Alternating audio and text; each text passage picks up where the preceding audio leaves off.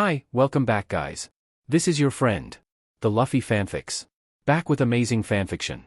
This is the series of What if Luffy becomes Gol D Roger Reincarnation. Now before starting, please give this video a like and subscribe to the channel if you want more videos like this. Now let's get into the fanfic. The sun was hot and beamed down on Roger's head as he was escorted through the town of his birth and now the town of his death. Both praises and jeers were hurled his way by the populace, but he took them on with that everlasting grin of his. Sweat beaded down his face, dripping and absorbed by his mustache that neither wilted nor drooped but stuck out proudly on either side of his face. His vision doubled, a combination of the heat and sickness that was eating away at him, but not once did he falter as he was pushed and shoved. As he marched down his home street for the last time, he took a moment to reflect on all that he did and all that he said and decided that it was good enough for him. Though, if he didn't think that his journey was done, would he have even placed himself in this position to begin with? Roger was not a man that easily regretted his actions, but there was one and only one regret he would knowingly die with, not getting to see his little Ace or Anne. He hoped that Rouge would be able to give his child the gifts that he had left for them in his stead.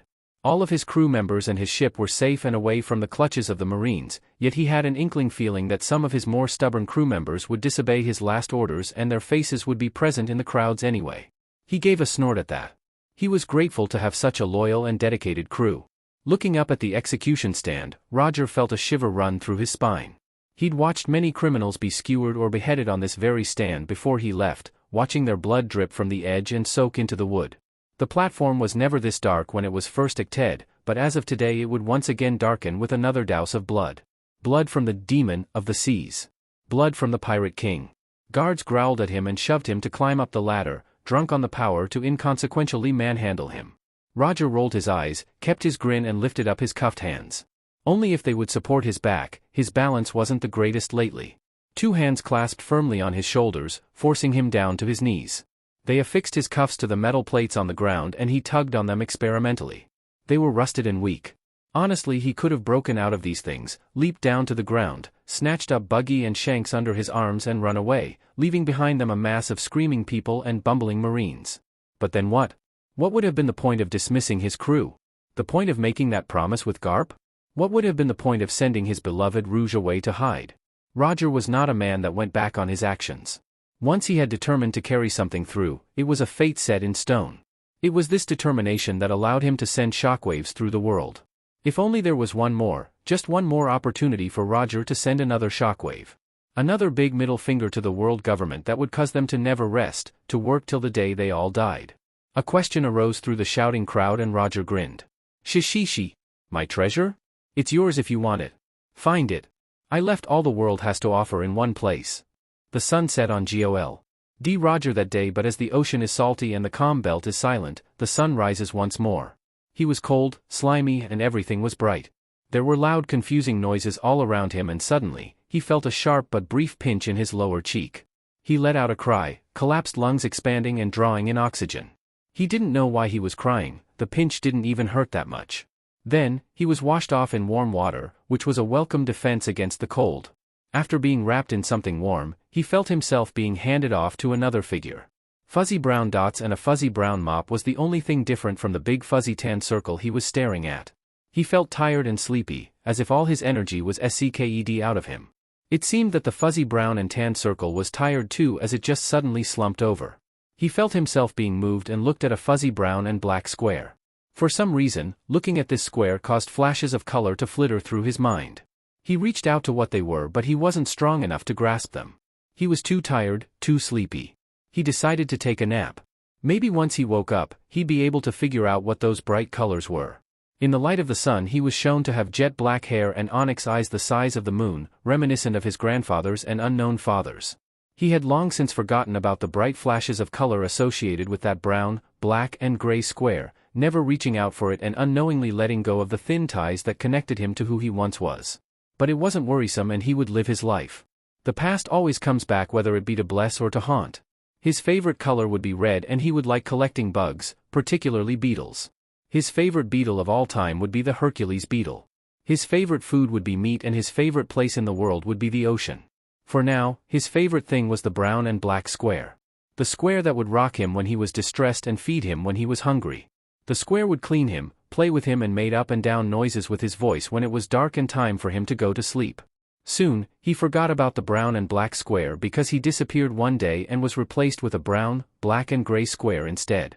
This square was much bigger and wasn't as gentle, but he was still warm and he was still safe.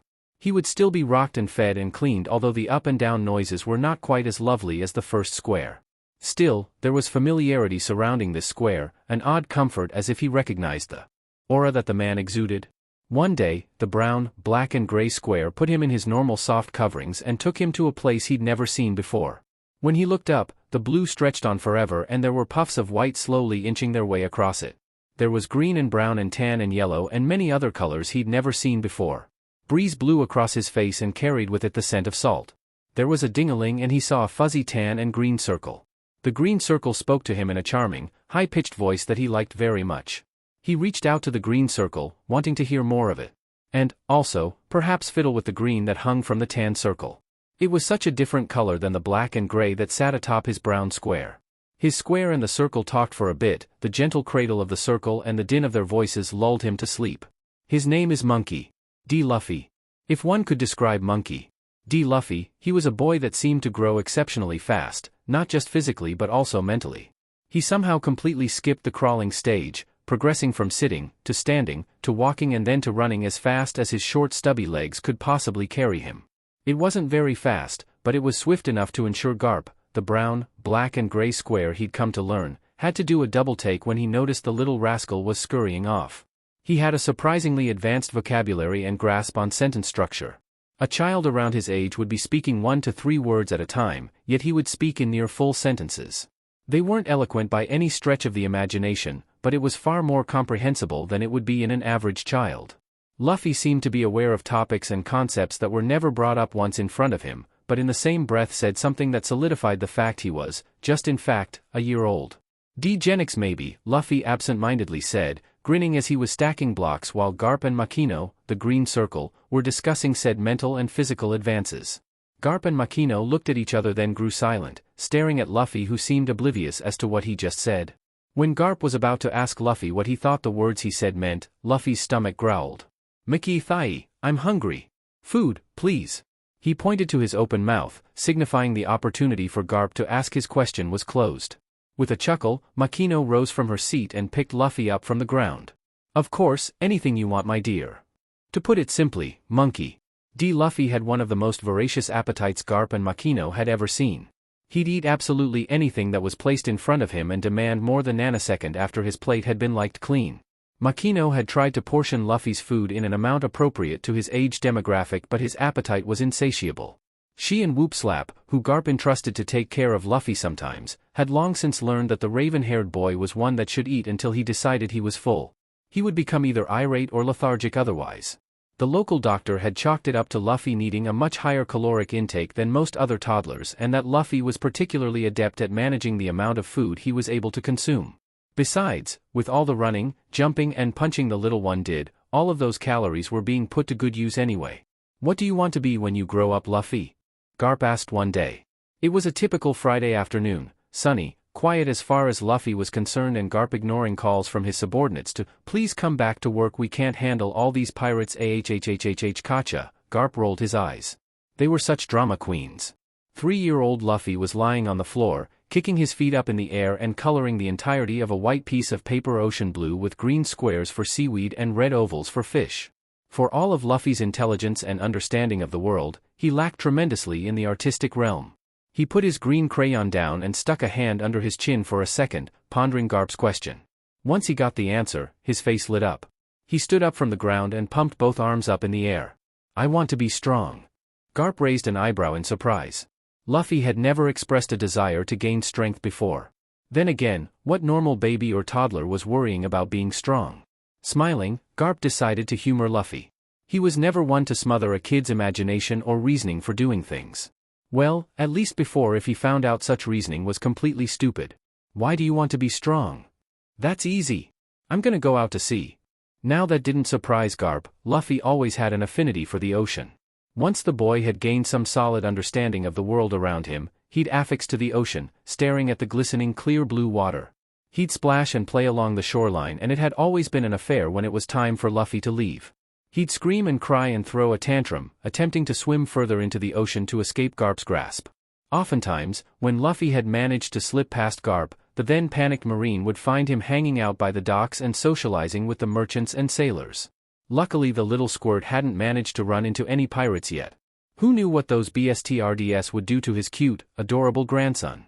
"What do you want to go out to sea for?" Garp asked. It was good for a child to know exactly what they wanted and who they wanted to become early on in life. The earlier they found out, the earlier the head start in reaching their goals. Luffy hummed. "I'm not sure, but I'll tell you when I find out, 'kay?" Garp laughed. "You better." Then he got an idea. "You know, since your GG is a very strong Marine, why don't I teach you how to be strong while I'm still on my leave? You can get the perfect head start." Luffy gasped, excitement twinkling in his eyes. "Really, Gramps? Thanks. You're the best." Luffy ran up to his grandpa and hugged him, squeezing him tightly. He felt his head being ruffled by Garp's strong yet somehow soft hands.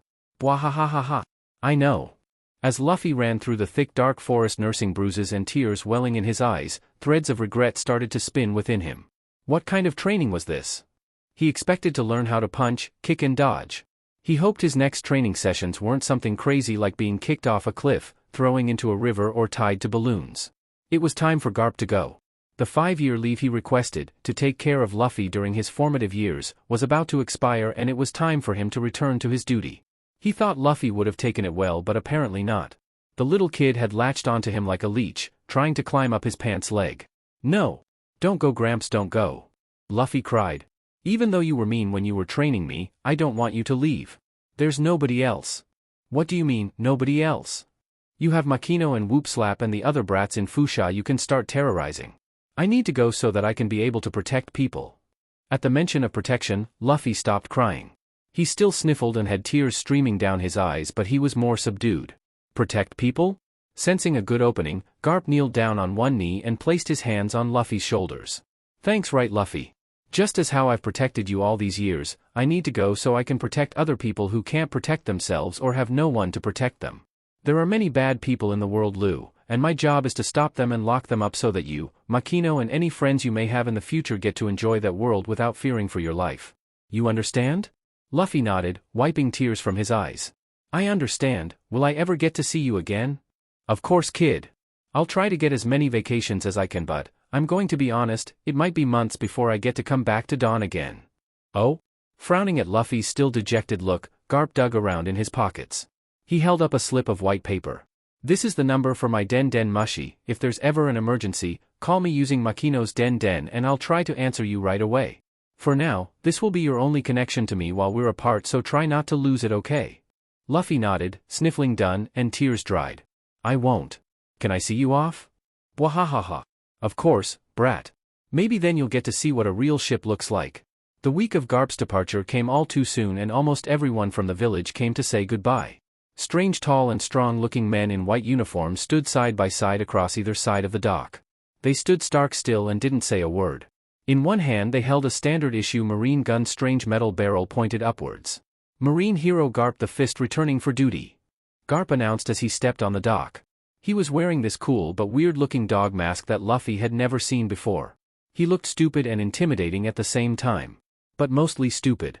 Luffy's eyes tracked Garp as he walked up the gangplank and onto the huge marine vessel. It was the biggest ship he had ever seen. It had cripwell sails, fresh teal paint, and the symbol of the Marines waved proudly in the salty wind. Yet, when Luffy looked at it, he didn't feel the awe. In fact, it was the total opposite of it. Instead he felt hints of annoyance and disgust, but he didn't know why. Still, the excitement of seeing such a big ship that could sail anywhere on the ocean outweighed that pebble of dread sitting in his stomach. The wind filled the sails and Garp and his crew pulled out from the dock. With Garp waving bye to Luffy, he shouted and shouted. Shouted until a big tall watery pillar shot out from the sea. People began to scream and run away. "Run, run for your lives. It's the Lord of the Coast." The giant brown water lizard aimed directly towards Garp still, but somehow Luffy didn't fear the water lizard. He knew his Gramps was strong and could handle it. Garp jumped high up in the sky from the railing of the ship and he punched the water lizard.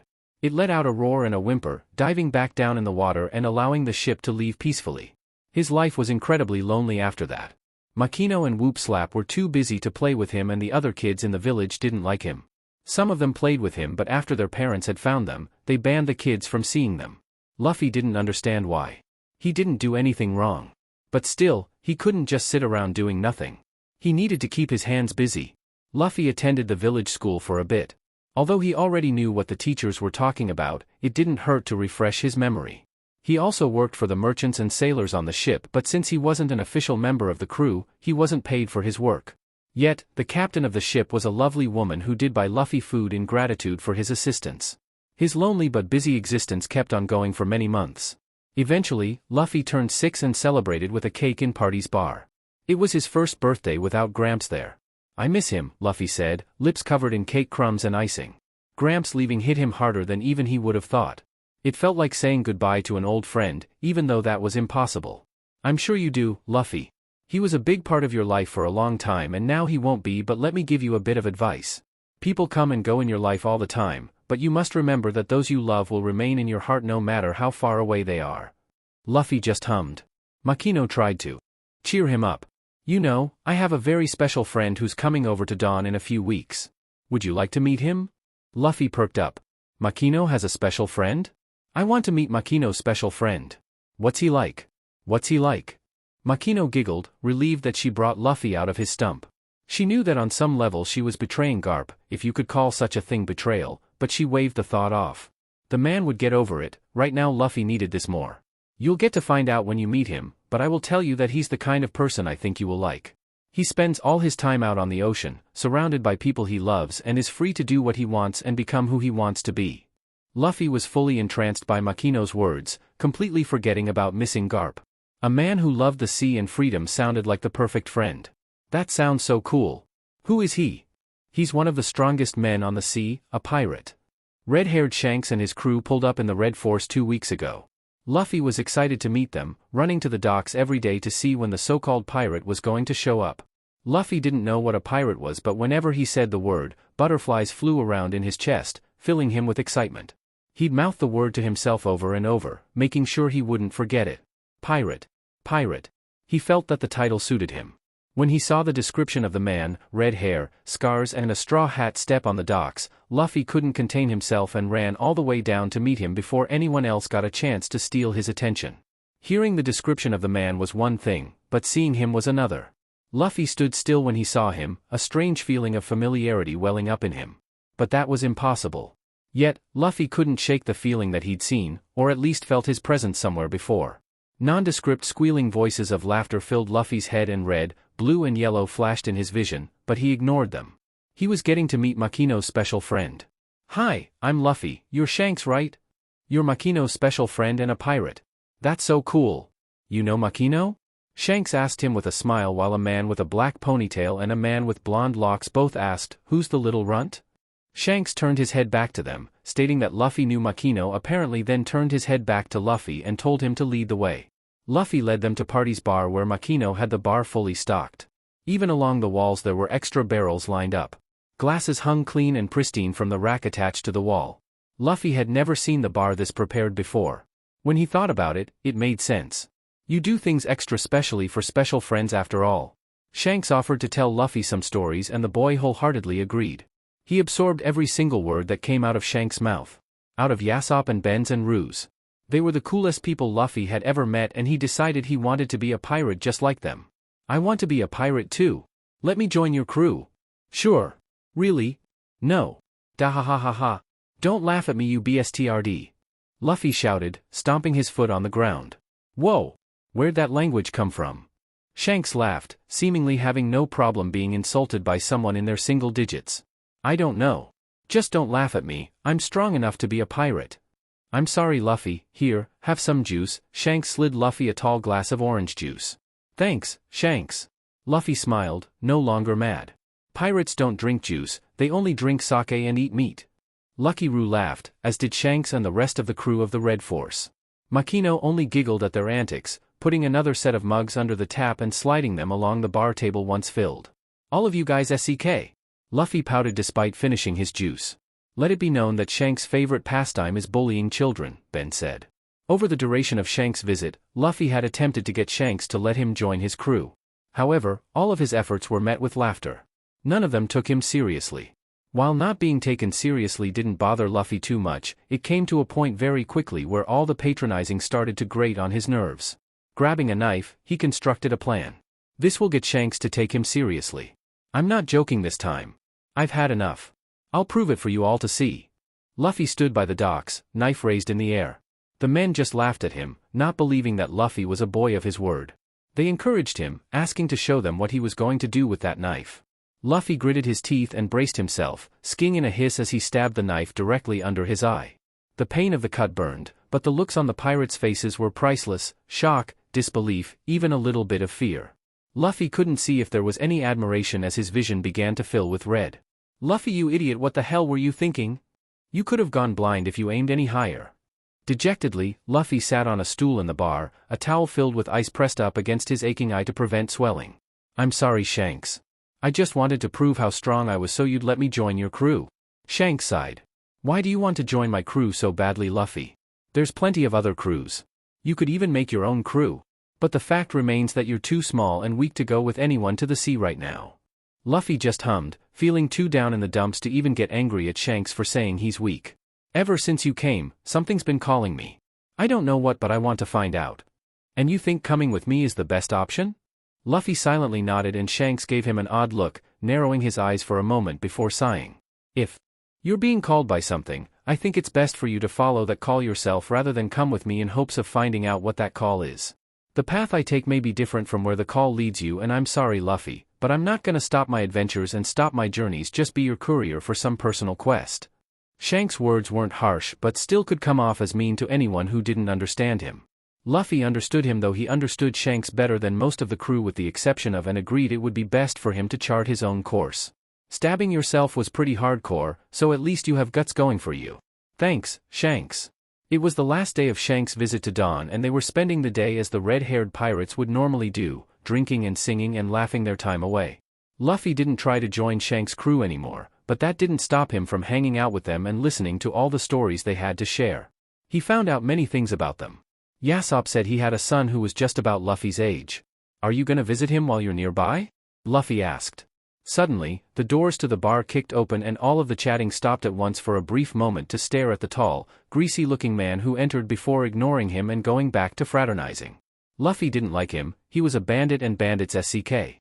His name was Higuma and he often terrorized Fuchsia, breaking into people's homes, shops and boats and stealing whatever he wanted. Higuma came in, gave Makino a lewd look that made Shanks frown deeply and asked for several barrels of booze. Sorry, Makino said apologetically, but I currently have no more. You'd have to wait until I restock. Higuma growled. What kind of shitty bar doesn't even have a single barrel of booze? He slammed his fist on the table, causing Makino to yelp from the suddenness of it. Hey now, govern yourself. You can have my bottle if you're that thirsty. Shanks said, holding up the last bottle of unopened liquor to the bandit. With a disgusted sneer, Higuma swiped the bottle from Shanks' hand and shattered it across his head. The wasted liquor dripped all over Shanks' hat and clothes, the droplets splattering over to the floor. To add insult to injury, he kicked Shanks off the bar seat and onto the ground, spitting at his feet. Don't patronize me, Higuma said before leaving. Luffy felt humiliated for Shanks and looked down at the man to see if he got angry at being disrespected. Instead, Shanks stood up, shook the dripping liquid from himself and said, "Man, what a raging a-hole." He and the entire room full of pirates started laughing, but Luffy couldn't understand why. Shanks was just disrespected in front of his entire crew, and he wasn't even going to fight back to defend his honor. You're an idiot, Dash. You're an idiot, Shanks. Luffy said angrily, fists clenched. He didn't listen to what Shanks had to say, instead turning towards the bar table. His eyes caught a glimpse of a partially open chest with a weird-looking purple fruit inside. Luffy didn't know what to do at the moment, so he did what he did best, eat. Anger eating isn't the proper response to this, Luffy, Shanks chuckled before realizing exactly what it was that Luffy was devouring. No, Luffy, spit that out, Shanks yelled, grabbing the boy by the legs and shaking him upside down rapidly. But when Shanks shook Luffy, his head and torso dropped straight to the ground, leaving his ankles in Shanks' grip and his legs stretching to make up the distance. Well, crap. He just ate a devil fruit, didn't he? Luffy sighed. Devil fruits weren't common in the East Blue and it was rare to see a fruit, let alone a user of that fruit. He's not sure why he didn't recognize the strange-looking thing. Normal fruits didn't come with weird patterns on them after all. You're freaking out less than I thought you would. Devil fruits aren't common here and most East Blue Islanders I've met think it's a myth, Shanks said, weirded out by Luffy's calm. I'm not most East Blue Islanders. Kinda SCKS that I won't be able to swim anymore though. Can't believe I didn't recognize it before stuffing it in my big fat face, Luffy grumbled. He wanted to be strong all by himself. Not with the help of some dumb superfruit. It's not your fault you didn't recognize it, Anchor. Shanks snickered. Later that same day, Shanks and his crew were packing up and stocking for their voyage when Luffy was hanging out by the docks. He laid down on his stomach and stuck his hand in the water, instantly feeling weak. He hated it. He loved the ocean and now that he ate some stupid fruit, the ocean didn't love him back. No matter, Luffy would always love the sea and his desire to be with her was unquenchable. Hey, you're that brat who was with that red hair, right? Luffy turned around to see Higuma, standing there with his cronies. He gave the men a flat, unimpressed stare. Oh, it's you. Higuma gritted his teeth and veins bulged in his forehead. Don't talk to me that way, you little brat. Do you know who you're talking to? I'm Higuma, the bandit with the 8 million belly bounty. Okay, Luffy said boredly but yelped when he was lifted up by the neck of his shirt and pulled up to Higuma's greasy face. Hey, put me down, you ugly old man. Higuma growled but ignored the insult for the most part. No way, I'm going to teach you a lesson. He pulled out a gun and aimed it at Luffy's head, slipping his finger in the trigger hole. Consider class cancelled, Shanks said firmly, appearing with the rest of his crew. Higuma's bandits were quick to surround them, but the crew of the Red Force was unfazed, keeping their attention on Luffy and Higuma. An eager bandit held his gun at Shanks' temple grinning but looked at him with a confused face when Shanks turned his head to face him. You aimed that gun at me, now are you prepared to use it? Shanks asked. What? Guns aren't for threats, Shanks said. They're for action, Luffy finished quietly to himself. Bang! The bandit dropped dead to the ground and to the side of him stood Lucky Roo, ripping a chunk of meat off the bone and holding a smoking pistol. Clean out the rest of the trash, Shanks ordered, and the rest of the bandits were rendered unconscious quickly in a matter of seconds. Luffy looked up at Higuma who was sweating nervously and even yelped a little when Roo, Yasopp and Ben all pointed their guns at him, knowing they'd kill him without hesitation. Before any shots could be fired, Higuma dropped a smoke bomb, thick enough to cover his escape. However, Higuma escaped with Luffy still in his clutches. Shanks, help! Higuma kicked one of the merchants of his ship, hijacked the boat and pulled away from the shoreline. Luffy struggled in the man's grip, but it was to no avail. Say hi to Davy Jones for me. Higuma laughed wickedly, bodily throwing Luffy into the water. Luffy's water slammed into the ocean like brick, bodily feeling heavy almost instantly. He tried with all his strength to stay afloat, keeping his head above water, but invisible chains were dragging him down. They latched onto his arms, legs and neck, paralyzing his body. Without the movement, Luffy sank further and further into the ocean. Luffy could hear muffled laughter, but suddenly, there was a splash and red filled the ocean. Luffy screamed, carbon dioxide bubbles escaping his mouth as he saw the Lord of the Coast swim toward him. The next moments happened in a flash. Something wrapped itself around Luffy's waist, bringing him up to shore.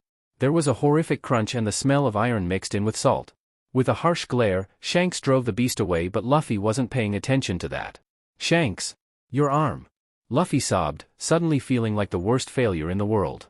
Like he was too weak to protect someone that he cared about. It's fine, Luffy, as long as you're safe. Shanks said. And those words did more to comfort Luffy than any other words Shanks could have said. Maybe it was because if their positions were reversed, Luffy would have said the same thing. After Makino wrapped Shanks' arm stub, he declared that it was time for them to officially set sail. My hawk is gonna be so sad at you, Yasopp said, looking at the man who was one arm less. Bah! He'll get over it, a bottle of Chateau Lafite should appease him. How are you even gonna afford that? Who said I was going to buy it? All of the crew were aboard the ship now and Shanks was the only remaining member still standing on the island, saying his goodbyes to Luffy. He ruffled Luffy's hair, saying that he'd come back to visit soon. Shanks. Yeah, Anchor? I've officially decided it. I'll become a pirate on my own and gather a crew that surpasses yours, and I'm gonna become king of the pirates. He declared, shooting his arms up. The heavens and seas thundered and roared with laughter, not out of disbelief but out of excitement. The time had come for everything to be set in motion now. The gears were turning for D to rise up again and take the world by storm. Shanks smiled befittingly and got down on one knee, slapping his beloved straw hat on Luffy's head, continuing the cycle. All right then, Anchor. This hat was given to me by my captain, and now I'm giving it to you. It is my greatest treasure. Don't return this to me until you've become a great pirate. You promise? I promise. It was to be expected that Luffy caused a great amount of chaos with this devil fruit. Primarily he engaged in long-distance thievery, entertaining, freaking out, the local kids and other acts of tomfoolery that either exasperated the Fusha villagers or embedded his joyfulness more firmly in their hearts. Eventually, Garp caught wind of Luffy's antics and decided that Fusha was no longer safe for him. Devil fruits were rare in the East Blue, so much so that they were considered a myth, and even more rare were devil fruit users. No doubt the less savory members of the eastern populace would find a way to harm Luffy if they ever caught wind of his abilities. Luffy already expressed the desire to be strong, and those once-in-a-blue moon training sessions could only go so far. He needed to be in a place where he'd be able to consistently gain strength so that he would be able to protect himself should the need arise. With this in mind, Garp decided that it was time for him to visit an old friend. Garp knew that Luffy was never bound to stay at dawn. His head consistently pointed towards the ocean. He'd make sure Luffy was strong enough to survive it. Ow! Gramps! What the hell do you think you're doing? Luffy grunted as he was suspended from his cheek, whipping his arms at the seasoned marine in a futile effort. This is no way how you should treat the future Pirate King. This was worse than Garp had initially thought.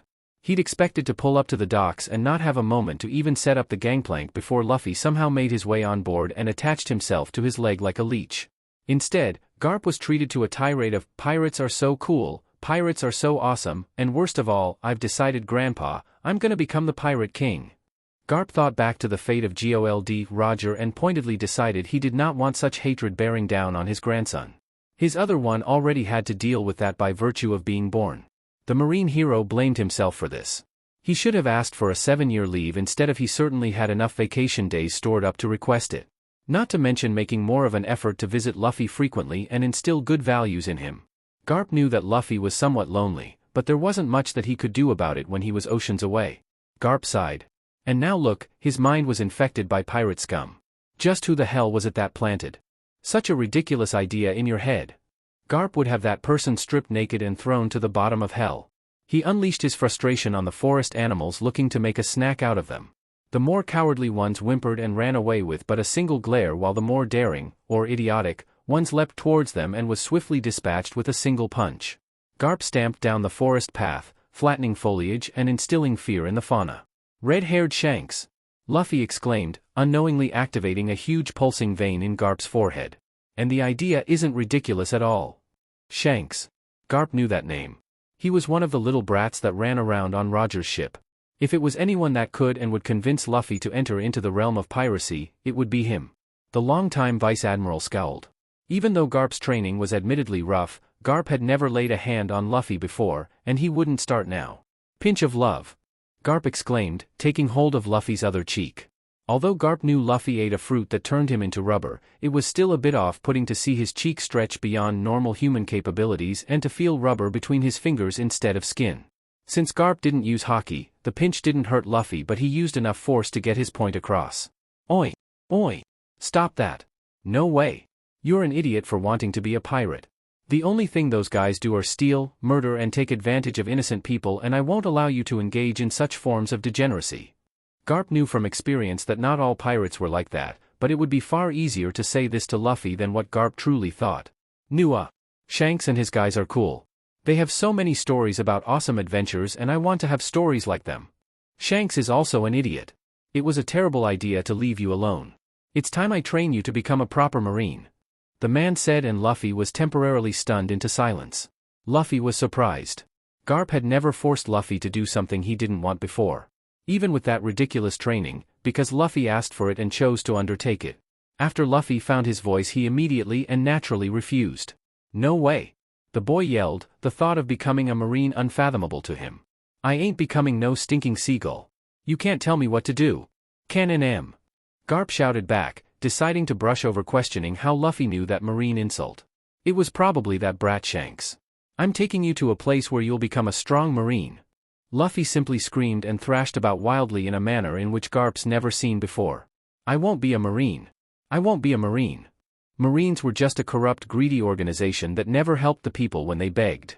Their only purpose was to secure the continued existence of a system that thrived off the suffering and enslavement of others. Marines were the ones who, "You didn't even give me the chance to say bye to Makino." Upon hearing that, Garp realized that he may have been too brash. This was more than just Luffy's stubbornness, this was also most likely distress from suddenly being ripped away from what he knew, insulted, and then being treated in a way he wasn't treated before. The steam dissipated from Garp and he sighed, rubbing a hand down his face. You won't be saying bye to Makino forever, Garp said. You can still see her. It's just that from now on, she'll have to visit you instead of the other way around.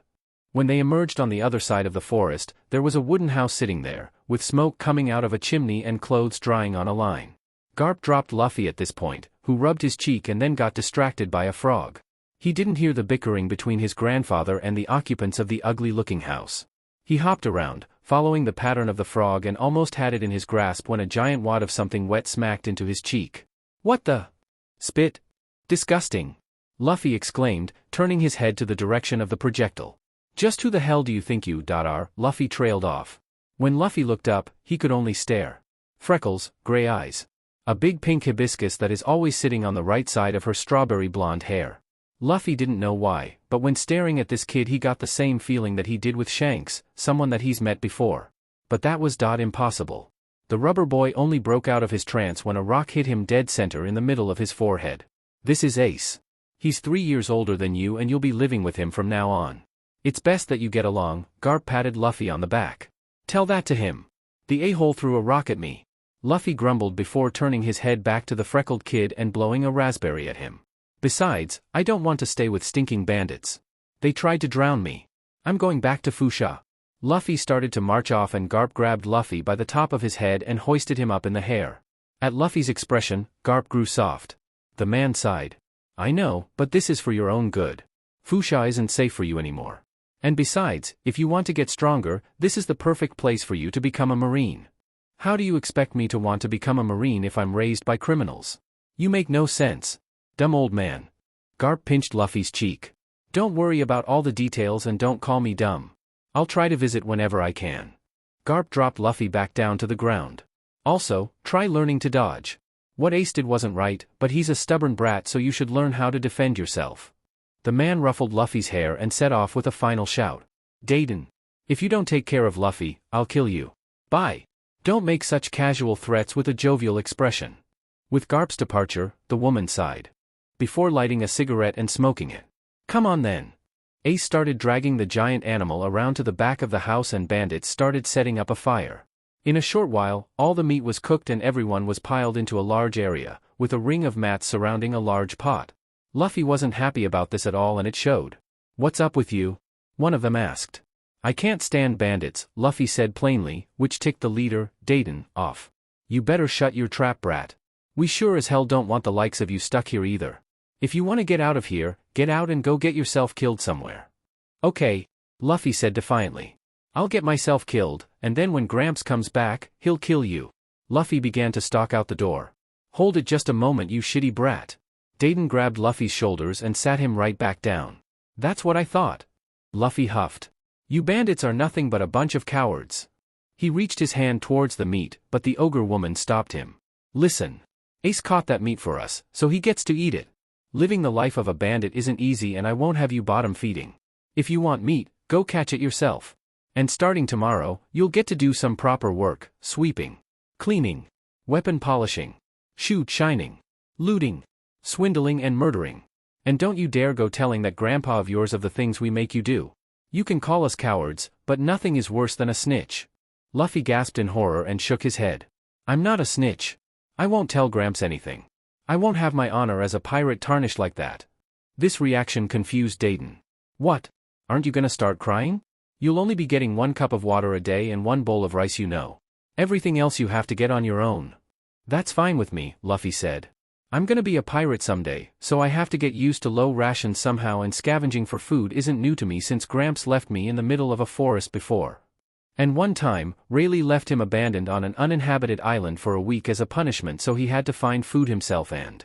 In his peripheral vision, he saw Ace go and ran up to catch up to him, ignoring the voices of the shouting bandits behind him. He remembered what he learned from Shanks and decided to start applying the lesson. Listen, Ace. My name is Luffy and although you were an a-hole for throwing that rock at me, I'm not mad about it anymore, so let's just move past it. Ace gave him an annoyed look and pointedly stared at Luffy in the face as he kicked down a tree that came barreling at him. Whoa! This kid was so strong. Awesome. But Luffy didn't have time to marvel at Ace's strength. He took a running start towards the tree and leapt over it, a grin dawning his face at his success. "That isn't gonna stop me," Luffy said determinedly. He chased Ace up to the bridge and quickly found himself out of breath. Ace was really fast as well. But Luffy wasn't going to give up. He pushed more air down in his lungs and pumped his legs as hard as he could, making sure to keep Ace in his sights at all times. He wasn't going to let him go. He felt like if he did, he would be losing something important to him forever. It was a strange feeling, but Luffy ignored it like he normally did with his other feelings.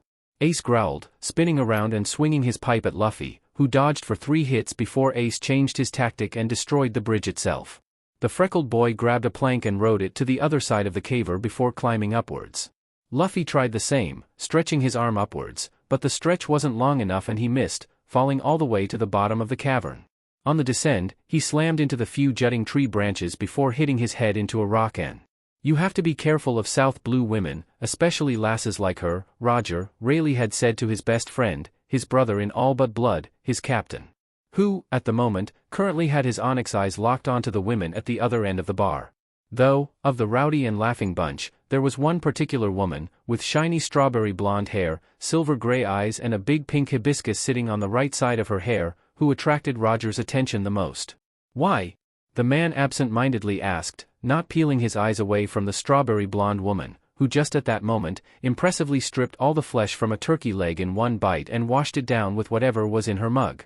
For a second it looked like she was about to choke, worried faces appearing on her companions, but she overcame the blockage and shot them a thumbs up and radiant smiles.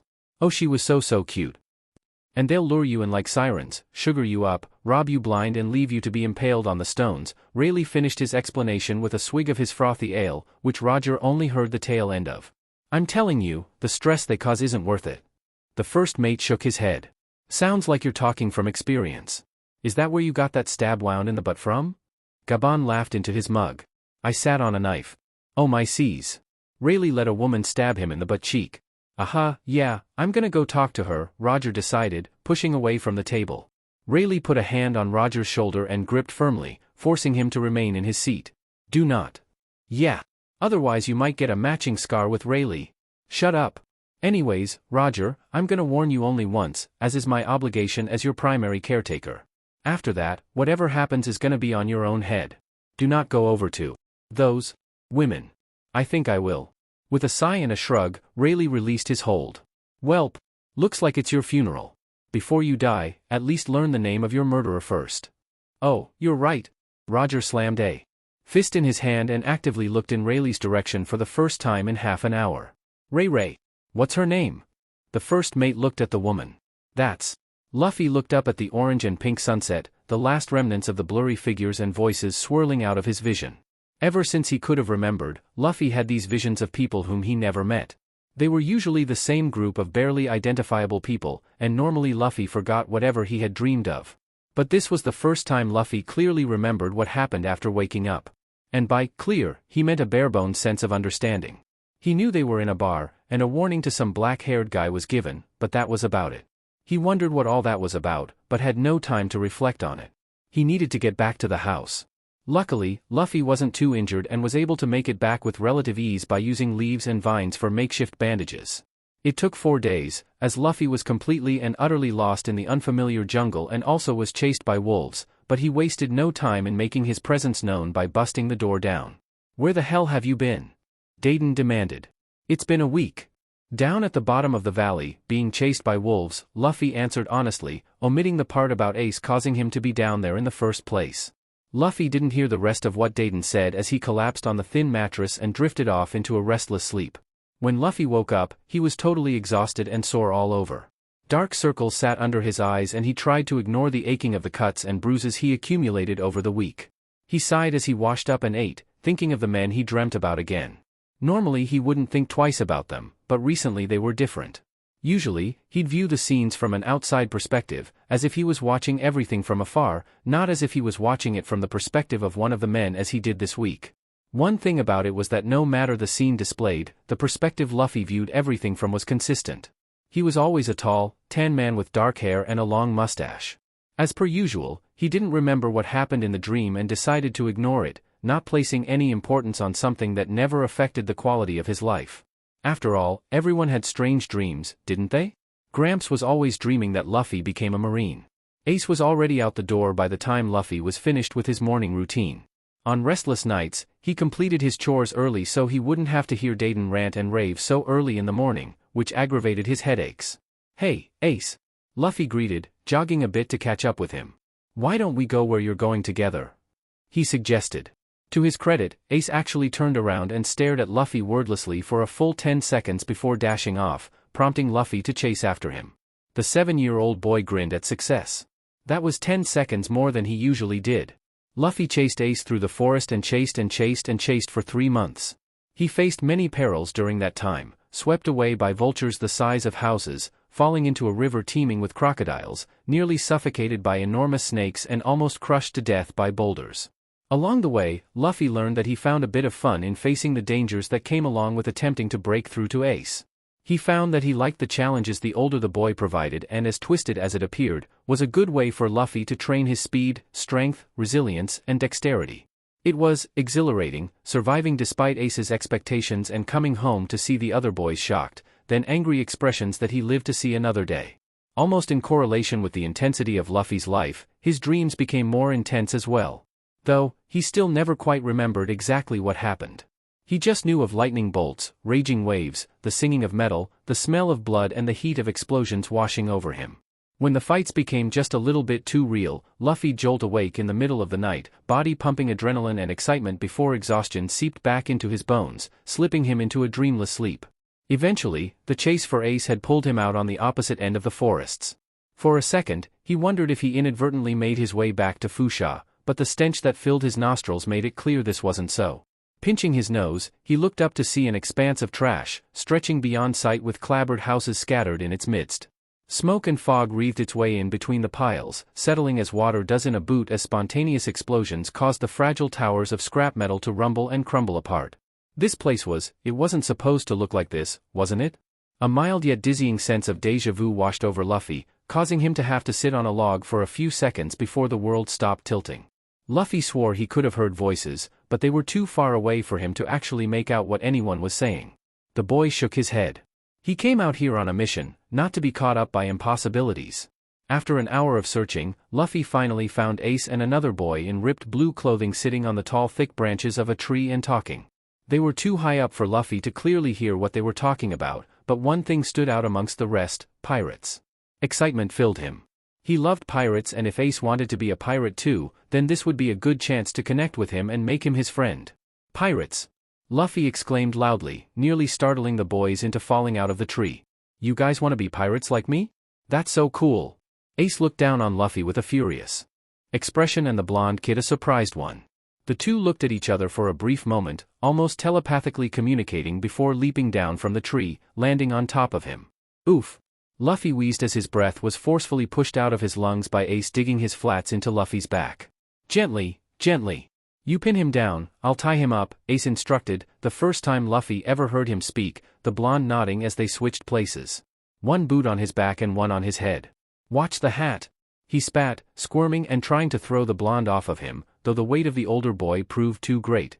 "Don't get any mud on it, or I'll bust you up real good." Ace pulled on Luffy's arms, stretching them out and knotting it as one would do to amuse themselves with a popped rubber band. He learned of a few different types of knots from Dayton and put them to good use, making sure that Luffy would not have been able to naturally untangle himself with his powers. "Should I wrap your arms and legs around your neck? Maybe you'll choke to death, wouldn't that be funny?" Ace contemplated out loud, shooting Luffy a wicked glare. The boy wasn't fazed. "When you do, can you make it a pretty bow?" Luffy quipped, fluttering his eyelashes, and was rewarded with Ace shoving his foot in Luffy's face and smearing the encrusted dirt all over him. "Shut up. Your voice is annoying." Ace threw Luffy backwards against the base of the tree, the younger boy grunting as his head bounced against the trunk. "So, this is the Luffy kid you were telling me about, huh?" Blondie said, slapping his hands clean. The rim of his hat shadowed his downturned eyes. "Yeah," Ace said. "Looks like the brats finally managed to follow me here. I made sure to take paths no ordinary person could navigate, but," he gestured vaguely to Luffy. "His resilience is far higher than I would have thought from a Fusha kid. If I'd known it was gonna be like this, I would have tried actively deterring him instead of letting the forest do it."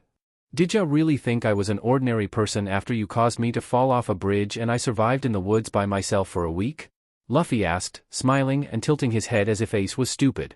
Even if you didn't get the hint then, the fact I served the first month of the last 3 should have tipped you off. Shut up before I wring that mouth off you, Ace shouted, pulling on Luffy's lips and letting go. The boy hissed at the slight pain that came from the snap. Are you Ace's friend? Luffy went undeterred, liking his lips. I'll be your friend too. Any friend of Ace is a friend of mine. Shut up. I'll never be your friend.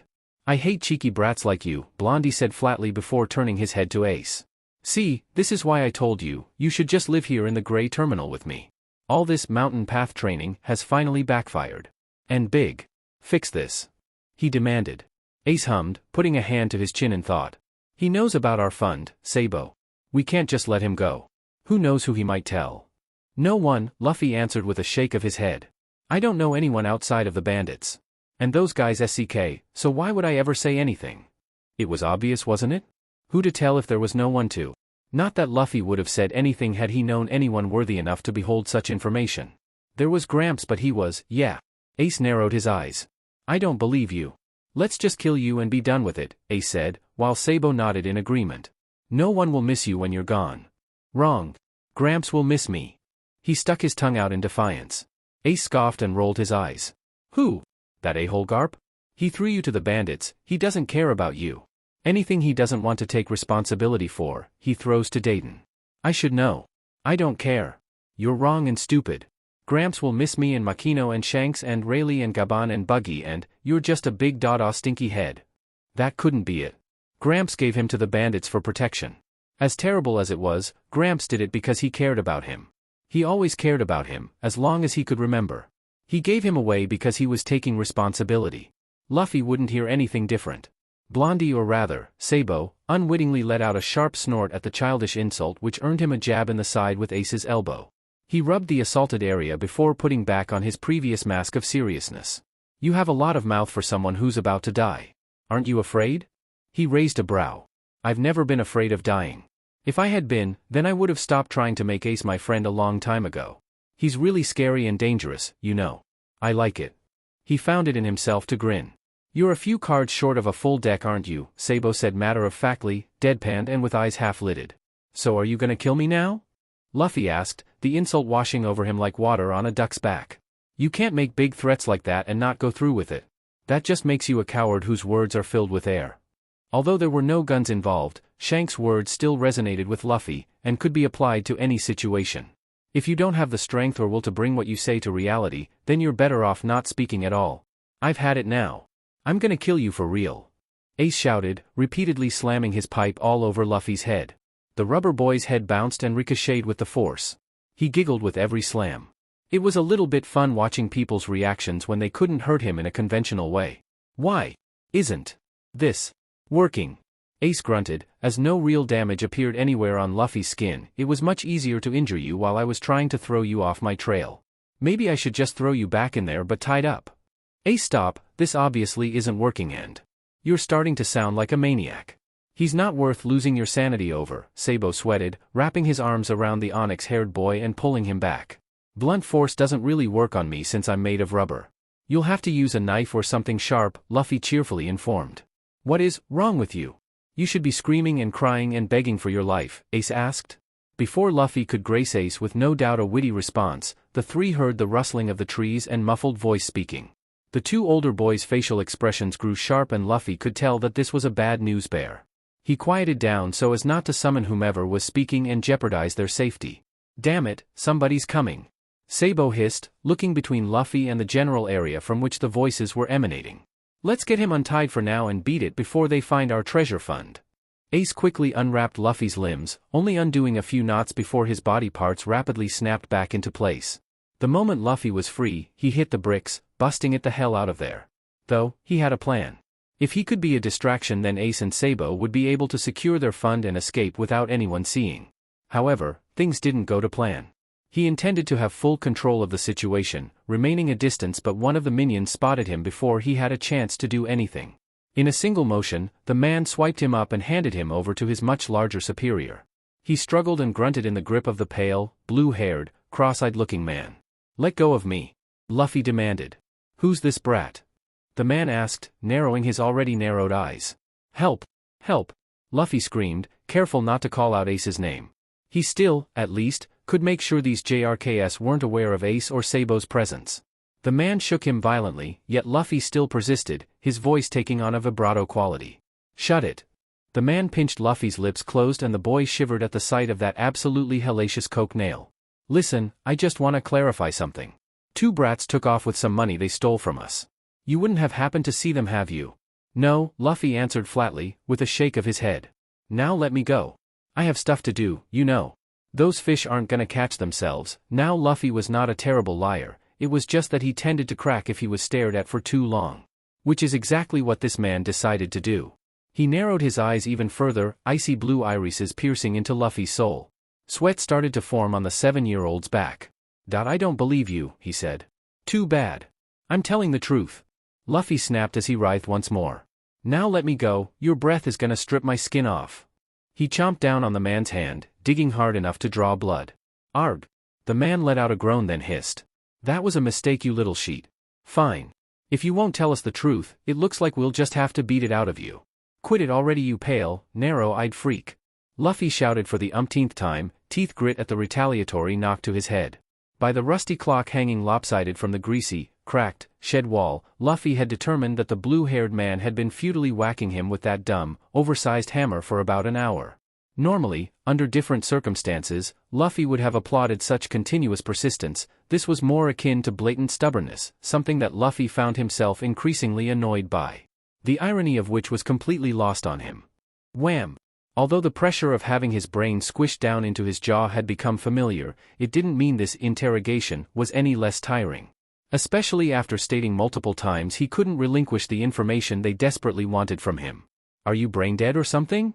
I already told you that I don't know who you're talking about or where they went. For that, Luffy was rewarded with a kick in the chin. Porchimi-san. I think the kid is telling the truth. No random kid would willingly take all this for a lie. A blind crony with a broken arm started to plead. At least he had the sense to understand this was useless. Why couldn't bosses listen to their subordinates more often? Bahaha. You do well to listen to your subordinates more often, Roger. Maybe then you'd avoid situations like this. A voice, unbidden and sounding suspiciously like Gramps, said to him. Who was Roger and why was the disembodied voice of Gramps calling him that? Though, Luffy didn't have the time to ponder on this as the hammer came down on his head again. Luffy long since stopped wincing in anticipation of the impact and took it in stride. Through his pressed eye, he could see the lower members of the bunch wince and give him pitying looks. Luffy frowned. If there was one thing he hated, it was pity. Why just look sad and feel bad when you could actively help? Uninjured, Luffy sat up once more, shot Porchimi a harsh glare and stuck out his tongue in defiance. No, Porchimi said. He's simply used to the hammer. Obviously he is a fruit user. I need something that will actually hurt him, then he'll talk. Luffy spat at the man's shoes. If you want the answer so badly, die and argue with your mom. Tisk. Porchimi narrowed his already narrowed eyes even further. Bring me my gloves, and make sure they're extra sharp. Nervously, the lackeys followed the man's command as one other hoisted Luffy up by the thick ropes he was bound by. Experimentally, he wiggled, but the ropes were bound far too tight and covered too much of Luffy's body for him to make any sort of meaningful movement. Listen up, brat, your buddy stole our money and escaped with it. You know where it is, so you better spit it out or you're in for a world of hurt. Luffy remained silent, not willing to say another word to him. There was no point in wasting his breath if the guy refused to listen to him. Case in point, Porchimi narrowed his eyes. As you wish. Porchimi struck Luffy across his face with the spiked glove and Luffy's eyes blew open at the impact, the shock of it temporarily overriding the immense pain that blossomed across his right cheek. Blood splattered to the ground and Luffy bit back the tears that welled in his eyes. As the minions expressed surprise at the success and Porchimi put on a smug grin, Luffy let out a low shuddering breath and calmed himself down. Satisfied with the result, Porchimi instructed the others to search for Ace and Sabo, leaving the two alone in the shed. Luffy glared up at the man. Do your worst. I intend to. Blow after relentless blow, Porchimi struck Luffy, gouging into his skin with the rusty metal nails so crudely jammed into boxing gloves. Although Luffy wanted to cry, he wouldn't let the man see a single tear fall down. Question after question, slam after slam, Porchimi was relentless in the pursuit of something he'd never gain. The motion of swinging back and forth was dizzying, making his empty stomach churn with nausea. Fingertips grew colder and his entire face swelled. Time stretched on and snapped back into position, as if the ease of the throbbing with each ache was reset with another punch. Brutal assault came from all sides. Not part of his body was safe yet. Despite this, Luffy didn't waver. However, for all of Luffy's strength and resistance, he was only 7 and eventually found the edges of his vision dimming and dimming until it was dark, frigid, musty, and the air was filled with the screams and wails of others. Poor souls dragged away from their humble livelihoods into a fate worse than death. As for him, the heavy weights around his wrists and ankles still burned, symbolizing a betrayal that weighed like lead on his entire being. How could his own? Hey! A stream of murky water splashed over Luffy, shocking his system and stunning him awake. Eyes widening, Luffy floundered around for a bit, still believing himself to be in that dark, frigid place. Cold blew in from the windows, causing him to shiver. Painfully, he turned his head to the side. Warm orange and pink tones from the setting sun streamed from within, casting shadows that crawled over the interior of the cabin. Drops of blood dripped down to the floor from crimson-stained gloves, creating a sound, something that Luffy could focus on and ground himself to reality. "Don't think going unconscious will spare you from what I have prepared," Porchimi sneered. "Porchimi-san, stop," one of the men exclaimed, though it was difficult to tell what with all the blood obscuring his vision. "He doesn't look like he'd be able to tell you anything even if he wanted to. I can't bear to watch this any longer." Porchimi growled and whipped around to grab the man and hoist him up by the back of his shirt. "If you have time to defend him, then you have time to go out looking for Ace and Sabo. Our lives are the one on the line here." He cast the man down to the floor, who scrambled upwards and out the door, a few others following him while some remained behind. Steaming at the interaction, Porchimi rounded back on Luffy, grabbing him by the neck. He squeezed just enough to get the message across. "Tell me where they are," he demanded in a low, threatening voice. "I don't know. Grr. Who do you think you are to keep a secret from me?" Porchimi struck the pillar Luffy was hanging from, rattling it. Porchimi huffed, patience gone. "Fine, if you won't tell me, die." Unsheathing a sword 3 times as long as Luffy was tall, Porchimi held it up, the blade glinting in the final rays of the spring sun. As he prepared to swing, the left wall exploded into shouts, smoke, and splinters. "Stop it. It's them!" The goons shouted too little too late. "They're the ones who took the money." At the warning, Porchimi spun around and jut his arm into the air, catching Ace by the throat just as he was about to attack. "Good, now things will go quicker. Your friend has been annoyingly tight-lipped." "Sabo!" Ace yelled, summoning the other boy. Ace chomped down on the man's hand, lowering Porchimi's guard as Sabo appeared behind him and struck him on the back of his head. The momentum sent Porchimi crashing down to the ground, freeing Ace as the boy leapt out of the pirate's reach. Sabo was swift as he was strong as the blonde quickly spun around to swipe a knife off a man's belt, stab him in the thigh and cut Luffy's ropes. Relief at the freeing sensation was short-lived as Sabo hoisted him up and tucked him under his arm, unavoidably inflicting pressure on his wounds. Though, the only sounds of pain Luffy could manage to get out was a wheezing groan. "Run, Ace!" Sabo yelled as he made his escape. "You run first, I can't just run away in the middle of a fight." Sabo skidded to a stop. "Are you stupid? These aren't some village punks. They're actual pirates with swords." With a slight grunt, Porchimi stood up, rubbed the back of his head and made his way over to Ace. "Hey, you're just a kid who made a mistake, right? Just be good and hand over the money." Ace instantly saw through the facade. "Like hell I will. Besides, we'd put it to better use anyways." Seeing how that provoked Porchimi, Sabo gritted his teeth and made a decision. "You wait here," he said, dropping Luffy down to the ground, who grunted. Despite the pain, Luffy was laid down in a position that granted him an excellent vantage point for seeing Porchimi get exactly what he deserved. After laying the pirate on his butt, all 3 of them escaped into the woods. They ran deeper and deeper until the sun fully sunk behind the horizon and the moon made its calming presence known. Ace and Sabo treated each other with some stolen bandages first before attending to Luffy. Ace had more injuries than Sabo as he rushed into attack. Porchimi more than Sabo, resulting in him getting a few hearty whacks. "Your turn," Sabo said, now facing Luffy. There was nothing there to wipe the excess blood off of Luffy except leaves, which the boy had no qualms with. At least Ace and Sabo both had the decency to pick broad leaves with smooth edges to reduce the amount of pain and increase the surface area for wiping off blood. After Luffy was cleaned and bandaged, the two sat off to the side to discuss certain things amongst themselves. Luffy wasn't too interested in the conversation though, he was focusing on trying not to cry. Though, it proved to be futile when his body started feeling every injury at once now that it was at rest. Tears welled up in his eyes and deciding he had nothing to prove, Luffy cried. "Wah! Luffy sobbed, letting out a shuddering breath. It hurt to cry, yet at the same time release all that internal pressure felt so good. It was like a volcano, finally bursting after many years of pressure. Fat tears rolled down Luffy's eyes and dropped into his lap. He didn't care how Sabo and Ace grew quiet or how he could feel their eyes on him. Eventually, he quieted down, reduced to sniffling and hiccups. "You sounded like you needed that," Sabo quietly commented as if he was taking stock of just how seriously Luffy was injured. "I held everything back. I wouldn't give them a single thing, not my tears or groans or what I know," he said, exhaustion filling him. "Good. I hate weakling crybabies," Ace folded his arms. "Thank you, for saving me," Luffy clutched onto the cuffs of his jeans. A vein bulged in Ace's forehead. "Why the hell are you thanking us? You were the one who chose not to squeal. We didn't ask you to do any of that. You caused this pain yourself." "Ace!" Sabo scolded, hitting Ace in the shoulder. "No, Sabo," Ace shrugged off the hit before stomping up to Luffy and pointing a finger at him. "How come you didn't spill the beans? Those guys have no qualms about killing anyone, even women and children. Why risk your life for people you don't know?" Luffy turned the question back on him. "Why risk your life for me? You could have let Porchimi kill me and your secret would have been safe. You wanted to kill me anyways. It was my fault you guys were almost caught to begin with. You shouldn't have to lose everything you worked so hard for because of a stranger who didn't want to leave you alone when you expressed more than clearly that you wanted to. I thought that if I said anything, then you wouldn't want to be my friend." Ace ignored everything Luffy said in lieu of that last sentence. "That's better than dying, is it? Why'd you want to be my friend so bad anyways? Especially in your own words that I clearly showed I wanted to be alone and after how I did it? You followed me all the way up here.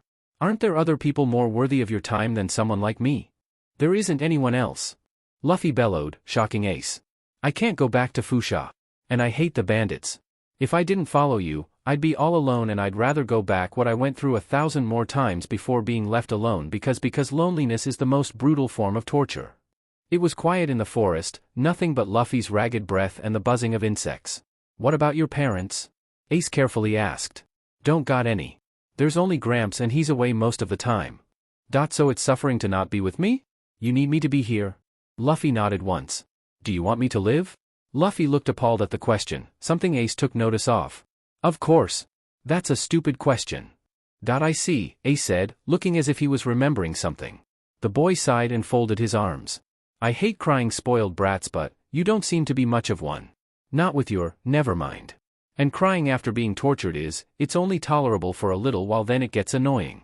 You cried a sufficient amount, so I guess that's acceptable. You still sounded like a little girl though." That got on Luffy's nerves. "You just said it's natural to cry after torture. I just got hit with spikes for over 9 hours. Besides, I'm only 7, so when I turn 10 like you, I'll never cry." "Idiot. I didn't cry when I was 7 either. I'm not a self-sacrificial idiot like you. I don't know what that word means, but I'm not that. I'm gonna be strong. Stronger than anyone. I promised Shanks that I'll surpass even him as a pirate." Luffy hopped off the log and pushed his face against Ace's. Ace pushed back. "You? A pirate? Never." "Hey, we have another problem here," Sabo said, dissipating the energy between the two. "I've always lived here in this dump, but now we're going to have those pirates after us and that means I can't stay here. They're going to be searching every inch of his forest and they'll make what they did to Luffy look like child's play if I'm caught. Got any solutions?" Ace and Luffy looked between each other. "We know a place," Ace said. Once Ace brought Sabo over to the bandit's shack, the only thing Luffy could think about was his bed. During the trek back home, he started feeling increasingly worse. His vision became spotty and he even started stumbling around like a drunk for a few moments before Ace got annoyed and commanded Sabo to carry him on his back. Sabo, the softer of the bunch, was worried for Luffy while Ace dismissed it with a wave of his hand, attributing it to blood loss. "You're a meanie, Ace." Luffy stuck out his tongue then giggled when Ace flipped him the bird.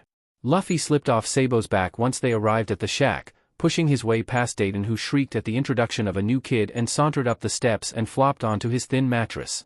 After all what he went through, the hard slab felt like heaven to his weary body. There were no doubts that he would feel all of this even worse tomorrow, but he was still satisfied with how the day went. After all, he and Ace were friends now. "Holy crap. Dayton. Luffy's burning up, come help us." Familiar darkness and piercing cold is what awaits him as his consciousness surfaces. Thin limbs wrap around his equally thin frame in a futile attempt to provide warmth to his shivering body. He doesn't scream or cry out for help. The pleas would go ignored and instead simply bounce back and forth against the solid metal cage they had him chained inside. Besides, this was just a memory replaying as a dream. There was no changing what would happen, that is, that nothing happened. No one rescued him, he rescued himself and day by day built a life that he could be proud of even though it was quickly drawing to an end. He painfully fluttered his eyelids at a light, incessant tapping against his cheek. Finally lifting them, and gosh did it feel like dumbbells were hanging on them by a thread, he came eye to eye with the blurry sight of a blonde on the verge panicking. Oh, did he collapse in front of Rayleigh again? He really had to stop doing that. Wincing, he made a check of his state. Brain pounding against his skull? Normal. Body aching as though a house had been sitting atop him for a week? Normal. Sheens of cold sweat cloying to his face? A bit unusual, but honestly who cared at this point? Blurry vision? Normal. Shivering? Not normal, but taking into consideration the dream he just had, he'd brush it off as a side effect. All in all, he wasn't worried even though Rayleigh definitely was. Speaking of which, with a grunt of effort, he tried to outstretch his hand to take Rayleigh's into his and assure his ever-loyal first mate that he was alright but found he did not possess the strength to do so. Maybe it was a good thing someone was there after all to help him up. Another person beside him? Rouge? When did she dye her hair black? Placed her hand against his forehead and her burgundy eyes, shining bright like garnets, widened in fear. Holy crap! Dayton! Luffy's burning up, come help us! She screamed, springing upwards with a voice sounding particularly young, gruff and boyish. Did she lose her voice or had a sore throat? Although he appreciated the haste, why did she call him Luffy? And why is she sending for someone named Dayton? Why not Crocus? Rayleigh scooped him up into his arms and immediately his stomach lurched. Gagging, he made a pained whine and tried not to mind too much about being held bridal style.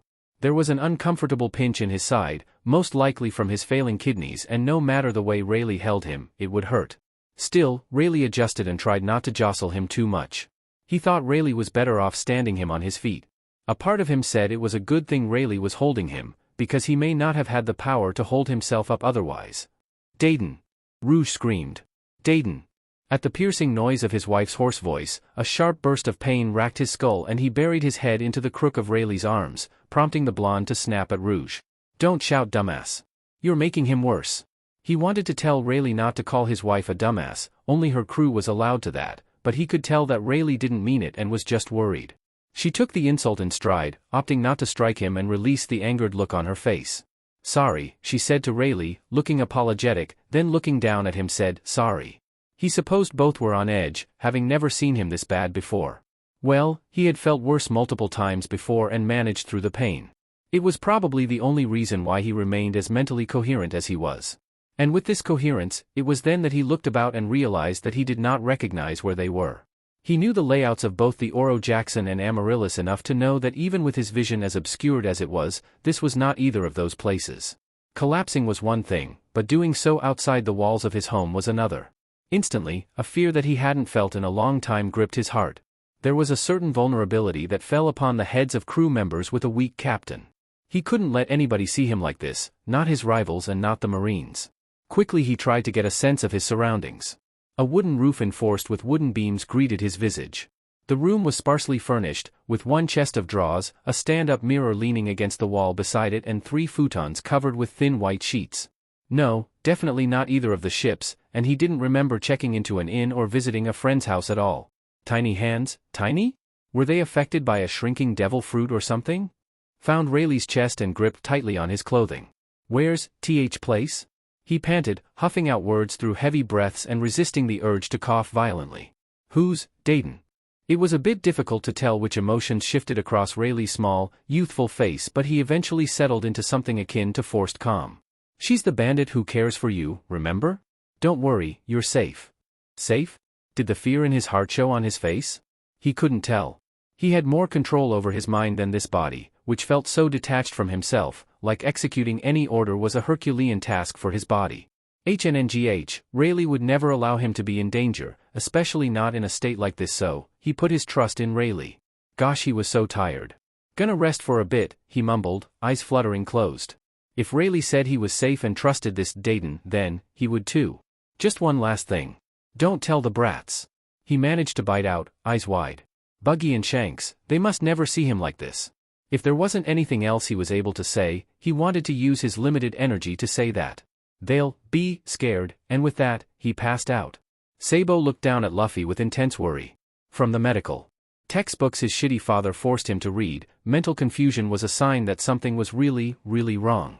Luffy didn't know who Dayton was, looked about the room as if he didn't recognize where he was, and that fear, Sabo had never seen anything like that before and warned him not to tell the brats.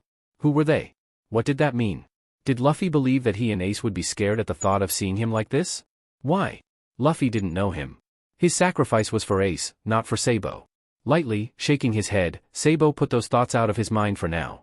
Luffy had passed out, and that could very well be a precursor to something far worse than what the 7-year-old was currently experiencing.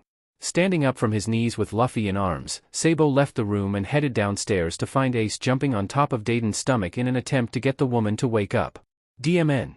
He shouted in frustration, as he jumped one more time to no avail. Of course the ogre woman chose the night Luffy got sick to get blackout drunk. Can the other bandits help? Sabo hastily asked. Scowling, Ace shot the other sleeping bandits with a disgusted look. No, they're all useless. No one here has any significant medical knowledge.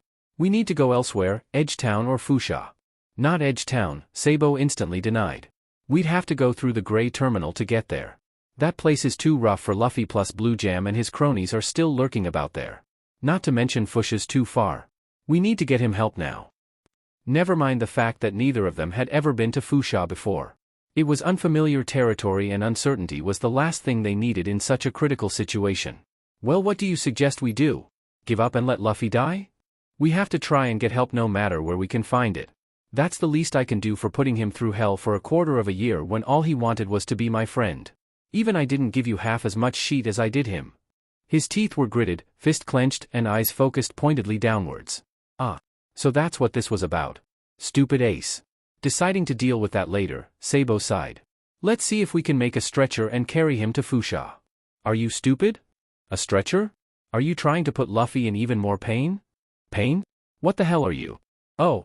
Fashioning a stretcher, what a misleading name. From 2 wooden brooms, a pillow, and the sheets of their beds, Ace and Sabo headed out into the dark night, illuminated by the full moon, to find Luffy help. As the two made their way swiftly through the thick forest, Luffy's head bouncing slightly on the pillow and body swaying in the sheet, Ace wondered if Luffy getting sick was his fault. For 3 months straight, Ace had essentially tortured Luffy? And for what? Fear of rejection. There were no kind people in this world, and surely a loud, bratty snot-nosed kid who knew nothing about the cruelty of this world could ever hope to understand him. And, who was to say that if Luffy learned the truth, he wouldn't hate him? Although adults were the main shitheads, kids could be just as shitty. After all, that demon wasn't even alive yet his blood had Ace being unreasonably cruel to a 7-year-old. Then, Luffy was actually tortured for his sake for 9 hours. Although he had accepted Luffy's reasoning, he still couldn't truly understand what possessed the rubber idiot to risk his life for him. Back to his original train of thought, Ace noticed that the kid always seemed to bounce back after whatever ordeal he put him through. Maybe Luffy was already bound to become ill, and having to face Porchemy was just the straw that broke the camel's back and tipped his body over the edge. Gritting his teeth and briefly clenching his eyes shut, Ace berated himself. All of this was his fault. Luffy just wanted to be his friend, something that Ace never had before Sabo. Hearing the ragged half-breaths, Ace was suddenly grateful that he was in the front, unable to see Luffy's pallid, sweating form. "How's he doing back there?" Ace asked, tensely stepping over a log. Sabo didn't respond, and Ace could tell from the breath the other boy let out through his nose that he was most likely trying to find the kindest way to break Luffy's state to him. However, kindness was not what he needed. What he needed was a response. "Sabo. Bad all right?" Sabo spit it out, voice reverberating through the forest and scaring away the birds. "He's as white as these sheets and he's shivering like electricity's running through him. He can barely breathe and he's still unconscious, but we're getting him help, so shut up." Ace doesn't respond. He didn't think the blonde was blaming himself for what happened. Sabo and Luffy were essentially strangers to one another. Then again, Sabo was always the more empathetic between the two of them and was no doubt feeling terrible for his contribution towards what happened. Sabo was selfless in the same measure that he was selfish. That is to say, extremely. What was Ace's was his and vice versa. If Luffy was Ace's friend, he still hasn't gotten used to that yet, then Luffy was Sabo's friend too, and Sabo had hurt his friend. Sabo doesn't hurt his friends. It's not your fault, because the dumb blonde should hear that. Not yours either, because the dumb noirette needed to hear that. If not mine, then whose? Then let it be both ours. It was quick, ineloquent and brash, the bare bones of what could have been said, but it seemed to do the trick for both of them. A burden was still a burden, but at least it was the two of them carrying it together. In the following silence, progress was being made. They traversed through the forest relatively quickly and quietly. Then Ace slipped on a loose rock. Knees knocked against the ground and skidded on embedded stone as he barked out a curse. Peeling from the sheets at the sudden downward angle, Luffy's unconscious, limp frame ragdolled down the steep hill. Abandoning the stretcher, Sabo scrambled after him. Ace jumped up too but nearly immediately dropped back down at the lightning bolt of pain that shot through his knee. Something definitely busted. He slid down the hill, Sabo and Luffy out of his sight, and emerged from the forest. Sabo was slinging Luffy over his shoulders and Ace limped towards him. And they limp for so long through endless, empty green hills in the dark. A thick cover of clouds had blocked the moon and the two 10-year-olds could only hope that they were still walking in the same direction. Then Sabo tripped over a fence. It snapped with an ungodly loud crack, echoing in the night. Ace bites back a yelp as he and Luffy fall in tandem with Sabo, who took a hearty plant to the face. Spitting out mud and grass, he looked up to see the silhouette of a windmill. They made it. Help! Help! Sabo started screaming his head off, yanking Ace and Luffy off the ground. It's dark and quiet, but someone has to be awake, someone has to help, and if an entire town of people ignored the pleading cries of two, because Ace started screaming as well, children, then Ace would burn this entire place to the ground. Several lights flicker on and the village is filled with the sleepy murmurs of its inhabitants. A few step out of their homes, clad in nightwear and clutching burning lamps, to see what the ruckus was about. It's Luffy! It's Luffy! You've got to help him! Ace screamed upon seeing the awakened residents, limping further and further into the village, holding on to Sabo for support. This was Luffy's real home. This was where he came from, so surely these people would save one of their own? Let human selfishness work in his favor this once. Let these people be selfish for their own and save Luffy. Voices no longer sleepy but now alert, alarmed and confused start to rise up. Dogs began to bark at the influx of noise and babies wail at being disturbed from their peaceful slumber. Garp's brat? What has that kid gotten himself into now? Haven't seen him for months. Who are they? The weird rubber kid. Don't just stand there and question, do something. A loud voice shouted, running towards them in nothing but heart-shaped boxers, and pushed them towards the hills. That lass at parties will help you right out. And he didn't get another word in before Sabo and Ace were off, rushing, limping, dashing towards their saving grace. Scurrying up the steps of the dark establishment, Ace and Sabo banged their fists on the secondary doors behind the primary batwing doors, rattling the hinges. Up above, a light flickered on, and the shadow of a woman is shown through the thin curtain covering the windows. They're drawn back slightly, the light in the room completely shadowing the woman's face before she fully disappeared. The minute it took for the woman to rush down the stairs and open the doors felt like hours to Sabo and Ace, who waited with great impatience.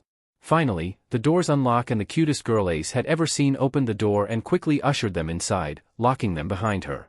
The lamp she clutched in her right hand showed the absolute horror on her face, tears welling into her eyes as she set it down on a near table and took Luffy into her arms, holding him in an embrace that makes Ace think in a moment of ill-timed and ill-placed jealousy, I want to be held like that. Ice from the icebox, quickly. She ordered without preamble, pointing towards the back of a counter. And bring the light with you. Ace hated being ordered, and he hated bars and hated the people who were in them and hated who ran them, but this was Luffy and she's helping, so he did what she asked without complaint.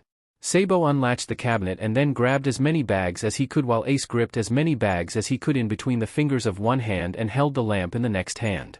Following her upstairs, up above the bar to the second floor, they are led to a small bathroom much cleaner than the pathetic excuse of a bathroom back at the hut. Turning a knob, water poured from the faucet and she sliced open the bags with a nail and poured them in. Seeing this, Ace had an idea on what she planned to do and resisted the urge to scream at her. Water makes devil fruit users weak and Luffy is already so weak, but he needed this to cool down and she's helping so he doesn't scream. As she rested Luffy in the tub of chilled water, he let out a shuddering breath of relief and his face wrenched with pain, finally relaxed. On the console at the end of the hallway is my transponder, please fetch it. Ace doesn't know what the hell a transponder is or how it could help, but from the corner of his eye, he sees Sabo nod and is dragged until they arrive at the end of the hallway. Atop the oaken table is a small lighted lamp and a snail, and Sabo gently lifted it upwards. The thing is huge, almost the size of a cat, and it took Sabo both arms to carry it back to the bathroom. Would the snail heal Luffy? Did it have some sort of magic mucus or something? As Sabo gave the snail, transponder thing to the green-haired woman, she pressed some buttons attached to its shell. Shortly after, a groggy facial expression adorns the snail, what the hell, and an equally groggy voice comes out of its mouth, what the hell. Speaking into some sort of metal box attached to the snail, the woman said, "Doctor. Doctor. You must come quick. It's Luffy." That's all she could say before letting out a sob. Gathering herself, she continued. "I don't know what's wrong with him, but he has a terrible fever and is pale as a ghost." Her breath shuddered as she ran her fingers through Luffy's sweat-slicked hair, gently cupping water in her hand and letting it run down his face. Luffy leaned into the woman's touch, finding relief in the sensation of the ice-cold skin. I'm sorry dear, but Sorry?" The woman interrupted, her saddened demeanor turning as chilly as the bath water at the doctor's hesitation. "Listen, Luffy is rubber now. I don't know how to treat rubber, only humans and Eep." The man on the inside, or wherever he was, of the snail cut himself off as the woman bestowed upon him a furious look and let out what was undoubtedly a threat if he refused to treat Luffy. Mentally, Ace smiled, thinking that he liked the lady already, but his outward expression gave no indication to his thoughts. At the end of it, the doctor agreed to come and Ace decided that he would punch this doctor when he arrived. Who refused to treat a kid? Even if they are rubber, they're still a kid. Hanging up the snail, the peach-colored creature with the green shell immediately lapsed into silence and shut its eyes. The woman let out a sigh, rubbing her temples in a manner that Ace knew meant she developed a headache. She glanced over the two, and her gorgeous dark green eyes widened when they landed on Ace. "You need to be sitting." And in a fluid movement so fast, Ace couldn't initially tell what she was doing, she whisked him up and set him on the toilet seat. Her fingers gently glided over Ace's knee, which was now swollen and purple, and she took a sizable chunk of ice from the tub and pressed it against the warming skin. Ace let out a hiss and forced himself not to attack the woman. She was just putting the ice on to reduce the swelling, nothing more, nothing less. Instead he asked, "How's he doing?" Sabo took over pressing the ice against his skin, wanting something to do with his hands instead of standing there uselessly. "His fever hasn't broken, but he isn't burning." "Still high, but not burning," she responded. And oh, yeah, Ace definitely liked this. She got straight to the point, no useless questions, no pity. A crier, but not a crybaby crier, and she pulled herself together when need be. "How's that knee?" she asked, not taking her eyes off Luffy. "Fine," he answered. This wasn't about him. It was about Luffy. He got Luffy in this mess in the first place, so all of the attention should be on Luffy and not him. Ace could deal with his own problem later. Wordlessly she nodded, then frowned as she heard his breathing become more ragged. "The wet cloth is making his chest heavy," she murmured to herself as she shredded the front of Luffy's shirt. There, wrapped around Luffy's side, was the bandage Sabo had fixed, weeping red and yellow. Briefly the three exchanged wordless glances with each other before the woman lifted Luffy out of the tub and placed him gently on the cool tile, not caring that her bathroom floor became drenched and slippery. The bandages were too thick for the woman to slice with just her nails, so she bent down and tore them with her teeth layer by layer before finishing them off normally. Dark green eyes widened in shock, glossing over with tears. Laying bare for all the world to see was a hideous wound in Luffy's side, red, angry, weeping yellow pus and infected. Her voice is low and trembling and her fists are clenched. "He's fighting off an infection." She looks up at Ace and Sabo, something hard in her eyes, something soft are in them. "How did this happen? I thought Luffy was supposed to be safe." Suddenly, a brick of shame dropped down on Ace's head and he stared pointedly at the floor, water creeping in between the tiles. Suddenly, he couldn't bear to look at the woman who oh so cared deeply for Luffy. Luffy said he didn't have anybody, but he was wrong. No words were able to form in Ace's throat. What could he possibly say to explain Luffy's current state? How could he admit that this was their fault? That they left Luffy to be tortured for 9 hours and did nothing except clean him with leaves and bandages? In your defense, a small voice said, that's how you and Sabo always dealt with your injuries. Rarely did the bandits have any actual medicine or medical supplies. Burn and itch ointment sometimes. They had a thermometer once, though that broke. Hydrogen something. Luffy's mumbling saved Ace and Sabo from having to give a response, and she turned her attention to him, elated that he's finally gained consciousness. Luffy. HNNGH Ryu, Dan? He asks, barely able to form a full sentence, eyes dazed and blinking froggily. He aborts, tightly curling in on himself due to his wound, and Ace remembers the last thing Sabo had said was that they're taking him to Dayton. It was concerning that he didn't know who Dayton was, given his vocal dislike of the woman. Ryu safe? Something awful twisted in Ace's gut at the fear that briefly flashed over Luffy's face before it was released. Burgundy eyes flicked over to Sabo's cerulean ones, who noticed the same expression. Not Dayton, she took it in stride, giving an apologetic smile. But I am safe, Luffy dear. The doctor is coming soon and he'll fix you right up. K, he said disappointedly, then, who's Luffy? The cold, still bathroom air grew colder and stiller. Luffy not knowing who he was? That's a bad sign, wasn't it? The fever must have been baking his brain or something, making him forget all his memories. Sabo's lips drew into a tight line. The woman? She once again took it in stride. You, she said, bopping Luffy lightly on the nose. Luffy blinked slowly, confusedly. He couldn't keep his eyes open, having to use his energy to focus on breathing, but you could tell that behind his eyelids, he was staring. Who do you think you are, if not Luffy? She asked. Now this Ace understood. She was trying not to stress him out. If you stress out someone while they're sick, they get worse. So the woman was pretending Luffy wasn't Luffy so that Luffy wouldn't become stressed. Luffy, for all his ragged breaths and sweating and pale skin, manages to put on a big grin, the same type of grin that Ace thought he saw somewhere in a wanted poster, and said, "The man who sailed to the end of the world." Something gripped Ace's chest. He knew fevers could cause delusions sometimes. Dayton once got really sick and thought that she was a mountain lion and wouldn't stop scratching at the walls and roaring. It was an hilarious sight to see Dayton act like a huge cat until she got it in her head to try to cannibalize him. Then it wasn't funny anymore. To see Luffy in such a terrible state that he got delusions of being the Pirate King. The woman, however, was nonplussed with the response. Instead, she smiled. It's comforting to know that even if you forget your name, you won't forget your dreams.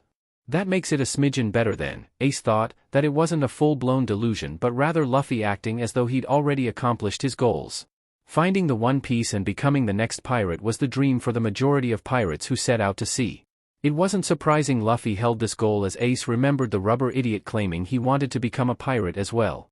Ace always thought the whole Pirate King thing was stupid, even before he found out that he was the BSTRD's son and didn't deserve to be born. Luffy shuffled uncomfortably and winced. My side hurts. Of course it would, the woman said, genuinely rather than forcefully calm now that Luffy was up and talking. You've got a nasty injury there, Pirate King, and it got infected too. How did you get such a thing? Luffy slowly shuffled his head downwards, forced his eyes open and caught a glimpse of the blight on his skin. Ah, he said. Don't remember, Pirate King? He questioned, and the woman nodded. To become the Pirate King. Isn't that your dream? Luffy? Pirate King? Ha! The short burst of laughter was enough to startle all three of the occupants. Don't want to be king of anything, freedom is all I want. Pirate King, what a stupid and ostentatious title. Luffy grinned and said that last part as though he said it a million times before. Ace didn't know what ostentatious meant, but he was 100% positive that Luffy wasn't smart enough to know such a big word and use it in the correct context. Maybe getting sick somehow activated parts of the brain that were never used before and makes you smarter. It's just that you felt too shitty to take advantage of that newfound intelligence. Gathering from the word stupid, Ace figured out that Luffy wanted the freedom the title would grant him rather than the fame and glory it would bring. The woman nodded sagely. They might HNNGH, here WTHM? Luffy grunts out. The woman positioned Luffy so that his head faced towards Ace, who was still sitting on the toilet seat, and Sabo, who was just standing there with his hand on Ace's knee as the ice melted ages ago. He smiles upon seeing them. Don't look pale, I'm okay, see? Glazed eyes looked down at Ace's knee and he frowned. Re-knee. It's fine, you dumb idiot. Worry about yourself. Can you reach behind you and pass me some of the towels, please? The woman asked. I'll get it, Sabo said, tiptoeing and pulling the towels from the shelf above Ace's head. He passed them to her, who dunked them in the icy water, wrung them and rested them against Luffy's head. When's this doctor person going to come? Ace snapped impatiently. This little village couldn't be been that big to cause him to take so much time to arrive. Maybe the idiot got lost in the dark. I came as fast as I could, Makino. A new voice arrives. Ace turned his head towards the newcomer, a tan-skinned man with a mop of plain brown hair covering his head. Ace had never seen a doctor before. He wore a brilliant white coat over some weird teal clothes. Around his neck was some long metal thing, and he clutched in his left hand a huge bag and in his right hand another lamp to add more light to the dimly lit bathroom. The woman Makino, such a pretty name, leveled him with a glare that reminded Ace of the man's hesitance to assist Luffy. With a glare, he leapt off the toilet seat and punched the man in his gut. Hard enough to hurt but not to incapacitate him and prevent him from helping Luffy. The doctor collapsed to his knees with a pained grunt and Makino looked at him in surprise. Shishishi. That's the way. Luffy laughed, the sound filling the cold bathroom air with warmth.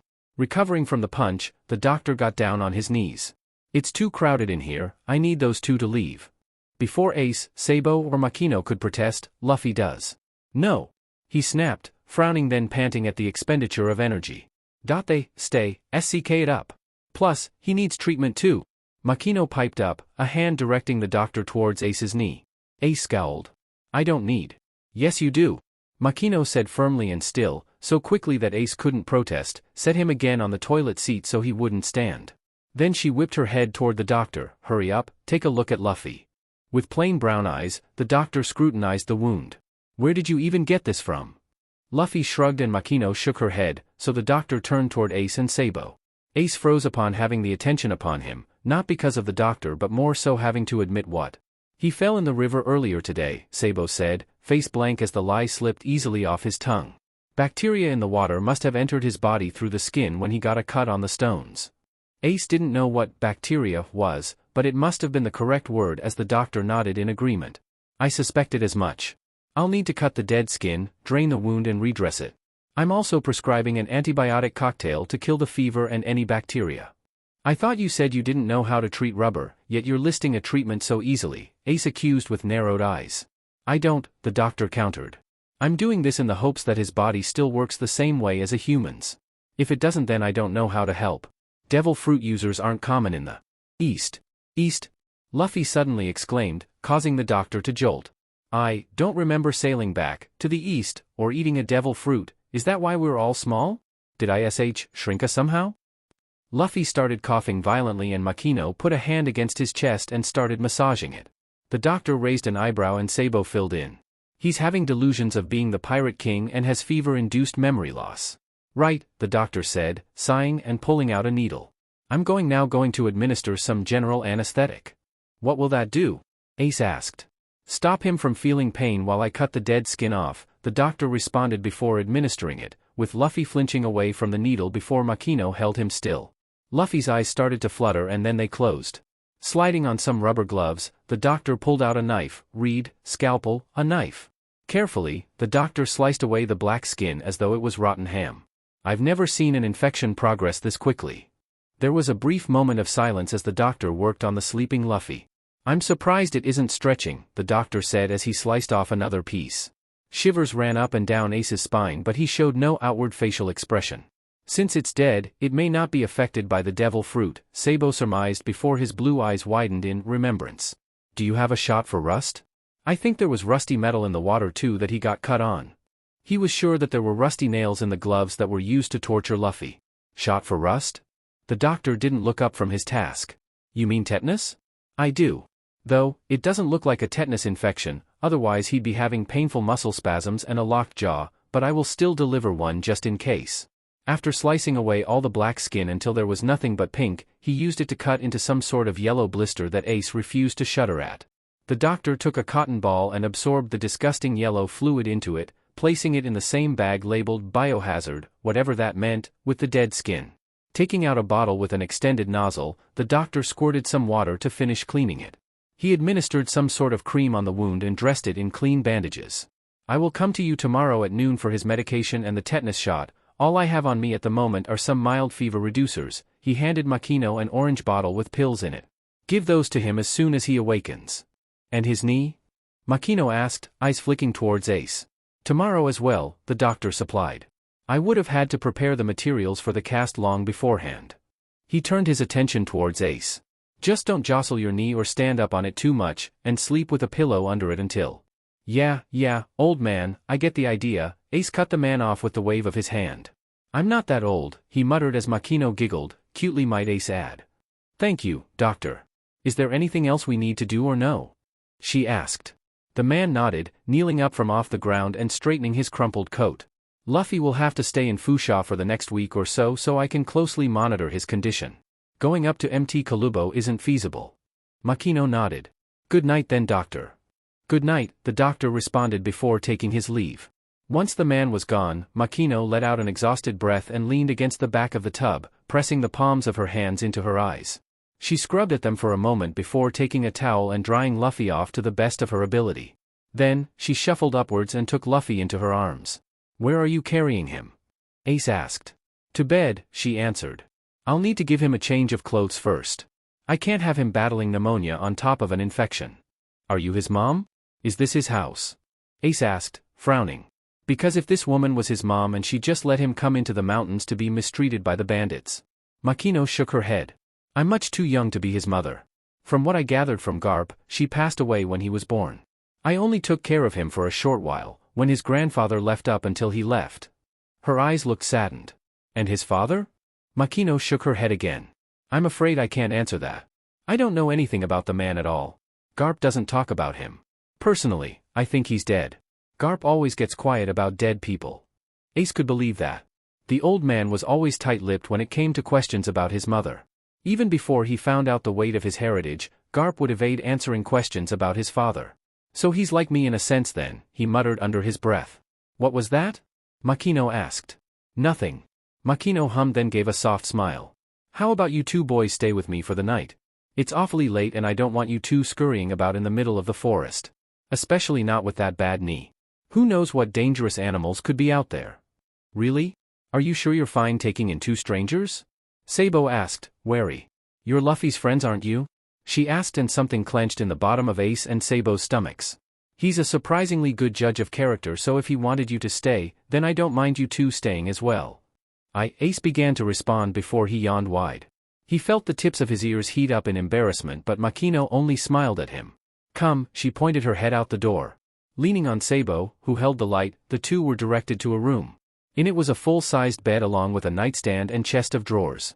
Makino rested Luffy on the bed and Sabo rested the light on the nightstand. She went to the chest of drawers and pulled out a fresh set of clothes. Would you like a change of clothes as well? She turned around. I'm sure. These could fit you as well. No ma'am, but thank you for the offer, Sabo bowed slightly. We're already staying here. To take Luffy's clothes too, it would feel too much like imposing. Yeah, we don't want to impose, Ace bowed, copying Sabo. All right then, Makino said, despite taking two sets of pajamas and resting them atop the chest of drawers. If you can just turn around for a second? Ace and Sabo quickly turned around as Makino changed Luffy's clothes. And all done. She chirped, prompting the two to turn back around. Instead of the shredded shirt and short pants, Luffy was now clothed in soft striped pajamas. Makino then went to the closet, where she pulled down some sort of rolled-up thing. Undoing the straps revealed it to be a soft-looking mattress. Wordlessly, Ace and Sabo looked up at Makino, who smiled. I just have the feeling the two of you would like to watch over him as well. It wasn't long before Makino blew out the lamp and shuffled in the bed next to Luffy, closer proximity allowing her to monitor his breaths easier. Sabo and Ace lay in the mattress rolled on the floor, and it was the most comfortable thing Ace had ever laid on in his life. However, sleep didn't come easy to either boy. Despite how kind and cute Makino was and despite how Ace started taking a liking to her, a stranger was still a stranger. And Ace nor Sabo trusted strangers. There wasn't anything around that Ace could quickly grab to attack with should Makino show a hostility that wasn't present before, and that bothered him. Sabo, who laid behind him, could feel the tension in Ace's shoulders. We can take shifts watching, Sabo whispered to Ace. I can go first, since you're already yawning. Ace attempted to respond, but a yawn cut him off, proving Sabo's point. That's not fair, yawns are contagious. You were already yawning in the bathroom without prompting. Just go to sleep. Okay, good night. If Makino saw the two shuffle out of the mattress and put on the pajamas on the nightstand, if she saw them take turns waking each other up, if she saw the boy on guard hovering over Luffy and putting an ear close to him, she didn't say a thing. Ace awoke to the tantalizing smell of food. Caressing his nostrils, the scent slowly roused him from slumber. Dayton must have finally stopped being stingy with her money and went to buy some skis as the food smelt better than anything cooked at the hut before. Wait, that couldn't be right. Dayton couldn't have cooked anything because Ace didn't remember going out to hunt as of yet. Burgundy eyes opened to the sight of a risen sun. Ah. He slept in, that was it, oh, he slept in.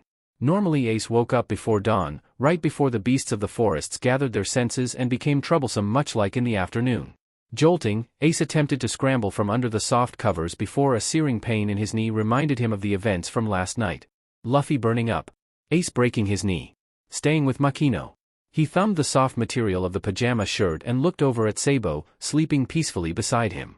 The visage of the blonde, looking truly relaxed for the first time in forever, almost made him forget that they both fell asleep in the presence of a stranger. Almost. Mild panic flooded through Ace as he berated himself for letting his guard down, though he outwardly didn't show it. They were supposed to take shifts. The Noiret vaguely remembered the last time he was awake, Sabo was checking up on Luffy. After that every other memory was too fuzzy to be of use. He didn't have any more time to curse his mistake before the cracked bedroom door pushed open. "Good morning," greeted the soft voice of Makino. She still wore her pajama dress from the night before. Balanced on both of her arms and the top of her head were trays of food. Ace widened his eyes at all the different kinds of food she brought in. The only thing they ever ate at the hut was rice, meat, sometimes fish and occasionally a few fruits and vegetables that weren't the best of quality. "I wasn't sure what type of breakfast you boys liked, so I just whipped up a little bit of everything." With perfect precision, Makino opened the closet door with her foot and used her toes to pull out a breakfast table that she pushed to the center of the room. Then she bent down gently and rested all of the trays down on the table.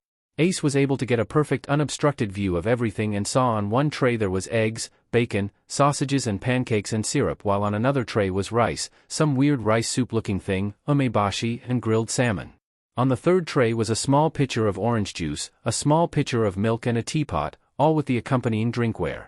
He only knew the foods aside from the rice and salmon because Sabo took him to Edge Town to dine and dash for breakfast a few times when the meager portions served at the hut proved to be too little.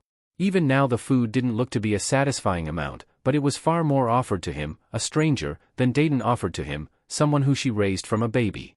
"Normally I don't allow food in the bedrooms as the smell takes ages to disappear, but I think I can make a special exception." She smiled at Ace and the boy definitely did not blush. With the breakfast now in closer proximity, Sabo and Luffy began to stir. Sabo yawned, stretching his arms. There was a brief moment where he sat up, soaking in the sun rays that filtered into the window before freezing, realizing where he was and remembering last night. "Luffy!" he exclaimed, jolting upright, throwing the covers off of him and rushing over to where Luffy was. The blonde placed a hand on Luffy's forehead and let out a sigh of relief at the significantly lowered fever. "When Luffy stirred awake during the night, I gave him the fever reducers just as the doctor prescribed. Even though it didn't break the fever, he's a far more acceptable temperature. And slept peacefully during the rest of the night," Makino supplied, kneeling beside Sabo to check on Luffy herself. The blonde succeeded in preventing himself from stiffening at the sudden presence of Makino beside him and instead gave a hum of acknowledgement and asked, "What time is it?" "Quite late in the morning actually, 9 a.m. The doctor is supposed to be arriving at 12, Makino responded, then hummed for a moment. "Should I call your guardians? I don't quite like the idea of them not knowing where you are. Not to mention I have to call Luffy's grandfather to tell him about what happened." She mumbled that last part to herself, but it was still audible. Ace waved his hand dismissively. "You don't need to bother. It's normal for me to be gone around this time of the day. They don't care dash. I'm an orphan dash. Plus, they don't own transponder snails, so if I was in danger you wouldn't be able to reach them unless you go to the mountains yourself. Though, you might get eaten first by the Tiger King before ever finding them." Ace didn't even know what a transponder was up until last night. He was sure the bandits would not have known either. They're dumb like that. Although the green-haired woman frowned, it wasn't pitying, nor did she give a pitying gasp, something that both Ace and Sabo were grateful for. Diverting from the mildly awkward atmosphere caused by Sabo's blunt statement in the middle of Ace's worrying explanation, Makino said, "Well, dig in. You can have whatever and however much you like." "Thank you for the food," they said, Sabo giving a slight bow. Still, Sabo and Ace looked at food hesitantly and then at each other. Sleeping proved to be safe, but eating was still an unknown danger. It did smell heavenly, but that could simply be used to cover the poison. All of this could be for Makino to lure them into a false sense of security and then, but what would be the point? Makino didn't make a big deal out of the empty plates and hesitantly hovering chopsticks. Instead, she focused on Luffy, who after being roused, had slipped right back into sleep. "Luffy, I have some rice porridge for you to eat," she said, gently shrugging Luffy awake. "It will be easy on your stomach." Luffy blinked at Makino akin to confusion, then recognition. With the fever much lower, he gained coherence. "My head hurts," Luffy whined, straining slightly as he tried to prop himself up on his elbows. Makino adjusted the pillows behind Luffy's back and sat him up. "I imagine it would, considering the raging fever you had last night." The raven-haired boy turned his head to find Ace and Sabo. "Ace and Sabo? Who are they? That wasn't Rouge and Rayleigh last night?" "Who were Rouge and Rayleigh?" Sitting at a breakfast table, with Ace pinching off the tiniest piece of salmon with the edge of his teeth. Before Luffy had the chance to ask what happened last night, Makino explained that he contracted an infection from a wound received by the river, and that a doctor was coming by in just a couple of hours and would routinely check on him during the week. Ace piped up, waving a sausage in between his chopsticks. Luffy tracked the sausage with his eyes as Ace spoke. "Yeah, your fever was so high, you thought you were the Dmed Pirate King."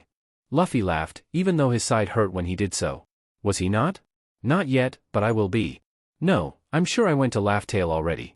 That's how I got the title. Eh? His mind had no chance to respond to his surprise as a sudden slide of realization hit him. You guys, you brought me to Machan and you stayed. Luffy didn't know why, but Ace and Sabo's actions made him feel good. That was a thing that friends did, right? Carry someone who is sick to a person they trust and stay with them? Ace and Sabo showed they really were friends now. The Ace of months ago would have never done such a thing. Luffy's eyes looked down before widening slightly. Ace, your knee. It was swollen and discolored and you could obviously tell something was wrong with it, but Luffy had the feeling it looked worse than what he was seeing now. Ace looked down at it as if suddenly remembering it was like that. Oh yeah, right, he said around a mouthful of rice. I fractured my knee on the way down from the mountains, the doctor is gonna cast it when he comes, not looking forward to that at all, Ace's unspoken words seemed to say. Does it hurt? Of course not. I'm not weak to be hurt by a broken knee. It is, annoying though, the Dmed throbbing. Luffy looked at Sabo with the same question of health in his eyes. I just tripped over a fence and added more grass to my diet. I'm fine, he waved his hand, sipping a mouthful of tea. Everyone's eating, so it's time for you to eat too, Luffy, Makino said, but frowned when Luffy sharply turned his head. What's wrong? She asked. The only people allowed to feed me while I'm sick in bed are my wife and, whoa. I don't have a wife. Where did that come from? Yeah. I married the most badass woman on the seas. Her name is, I won't eat unless I see you eating too, he lied. Fevers mess with your brain, so Luffy just ignored the weird thoughts and the fact that it sounded like the black-haired man from his dreams, the dreams he was now suddenly able to remember clearly. Weird. Oh, Luffy, Makino shook her head with a slight chuckle as she used her chopsticks to take up her own breakfast and eat a few bites. After washing it down with some orange juice she asked. Now will you eat? Luffy nodded, happily accepting the rice porridge Makino fed him, as his limbs were slightly too weak and shaky to hold the bowl and spoon up himself. Are you going to open up the bar today? Luffy asked after swallowing another spoonful. From the corner of his face, he saw Ace make the expression of someone remembering something somewhat unpleasant that they forgot with Sabo giving him a pat on the back. I was thinking of closing for the next few days so I could look after you. You shouldn't close because of me, I'm better now. The doctor just has to bandage Ace and then me, him and Sabo can go back to the mountains. He doesn't have to check on me during the week either. Not to mention all the doctor's visits would cost a fortune. He knows Makino would be able to afford it, being the only reputable bar in Fusha, but she shouldn't have to go through all of that trouble because of him. Luffy, the two of us can run the bar in your stead while you watch over Luffy, Sabo piped up with his offer. It's the least we can do for accommodating us. Ace looked at Sabo in shock of the idea. Are you stupid and insane? He seemed to ask. Makino blinked at him. Let's put a pin in that for now, shall we? She said, clearly not comfortable with the idea of kids running a bar. Not to mention Ace's reaction to the suggestion. She made a move to urge the boys to finish eating only to find that everything was already gone. Even the pitchers and teapots were drained. Well, at least they had healthy appetites. Hey, you mentioned you were going to call Luffy's grandfather earlier. How do you know Garp? Ace asked with a raised brow and pointed finger. You can't be a normal person if you know him like that. Are you secretly a criminal and Garp blackmailed you into taking care of Luffy? Ace. What, Sabo? I'm just asking. Shishishi. Makino sweated, a nervous giggle escaping her though really she was aghast. Criminal? Blackmail? Good, heavens no. Just what on earth did Garp do? I've always known Garp ever since I was a child. He's been there for me as far back as I can remember. I helped raise Luffy with him for the first 5 years of Luffy's life. Garp seriously had no idea how to take care of a baby. Made me wonder multiple times how his son managed to survive into adulthood. She shook her head and chuckled at a memory. Then when he had to return to the Marines, I took care of Luffy by myself up until he moved to live in the forest. I've always considered Luffy to be sort of my little brother. She looked towards him, a soft smile on her face. Ace looked at Luffy. Do you consider Makino as a sister? Luffy tilted his head to the side. Sister? She's just Machan. Besides, if Makino is my sister and she marries Shanks one day, that would make him my brother-in-law, which would be too weird. Shanks is too old to be my brother. He's at least uncle age. He isn't exactly able to ignore the wheezes that come from his mind at the prospect of Shanks marrying, but he does wonder why he thinks that Shanks grew up so fast. Makino blushed bright red and covered up her face with the part of the comforter hanging from Luffy's bed. Luffy, you can't say such things. Her muffled voice, broken up with chuckles, lightly scolded. Luffy playfully stuck his tongue out at her. Without knowing who Shanks was, the reason Makino was blushing was lost to Sabo and Ace, but the two just assumed he was a friend of theirs. Gathering herself, Makino asked, "While Luffy is resting, what would you boys like to do until it's time for you to go home?" Ace and Sabo were visibly confused by the question. Makino elaborated. Fusha isn't exactly a place suited for mountain kids or even gray terminal kids. It's much too quiet and much too boring, even if it is safe. Kids like those prefer places with the excitement to match their energy. How do you know that? Ace asked curiously. People from Fusha weren't exactly known to come up to the mountain or gray terminal and interact with the people who lived there. None of you are even the first or likely the last set of kids to be raised in the mountains or the terminal. Over the course of time, certain people started recognizing a strange pattern: mountain and terminal kids go to sea and become famous people that shake the world. What the hell does that mean? Ace asked flatly. Don't quote me now. All of this mostly comes from the older villagers who've been here for ages. They tend to exaggerate a little bit, but the stories are fun to hear nonetheless, so just take this with a grain of salt, okay? While it's widely known here that Garp was a mountain child, it's rumored that the Pirate King came from Gray Terminal. DMN straight. Though, it didn't look that destroyed the last time I saw it. That sounded about right to Luffy. He didn't know why, but Ace frowned deeply, far deeper than any frown he put on before this. Luffy didn't like it. I thought he was from Logtown. Makino shrugged. Suspending disbelief for the sake of this thread of conversation, living in Logtown and starting his journey there doesn't necessitate being born there. The popular rumor is that he was born here, left and lived in Logtown before becoming a pirate. Wouldn't claiming to be the birthing place of the Pirate King bring bad publicity? He isn't exactly a swell guy, and the Marines have proven time and time again that they don't like him or anyone and anything associated with him. Sabo folded his arms. Bad publicity is still publicity, I say.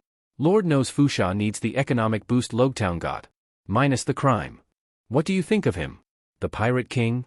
Ace asked, and there was a darkness in his eyes that was deeper and darker than anything Luffy had ever seen before. The sight of it made his heart clench. Why did such darkness appear at the mention of him? Ace looked like he was anticipating a bad reaction. Waiting for a reason to spring up and get the hell out of Dodge. Makino was kind, so Luffy wasn't sure why he looked that way. Maybe he was allergic to people who were nice to him? Was he going to try to run away from Makino like he ran away from him? Luffy hoped he didn't. Even though he wasn't feeling well, having Ace, Sabo and Makino all together made him feel better. The only person missing was Gramps. Still, if Ace wanted to run away because of Makino's kindness, what did any of that have to do with the Pirate King? What is there to think about him? I didn't know him, I wasn't on his crew.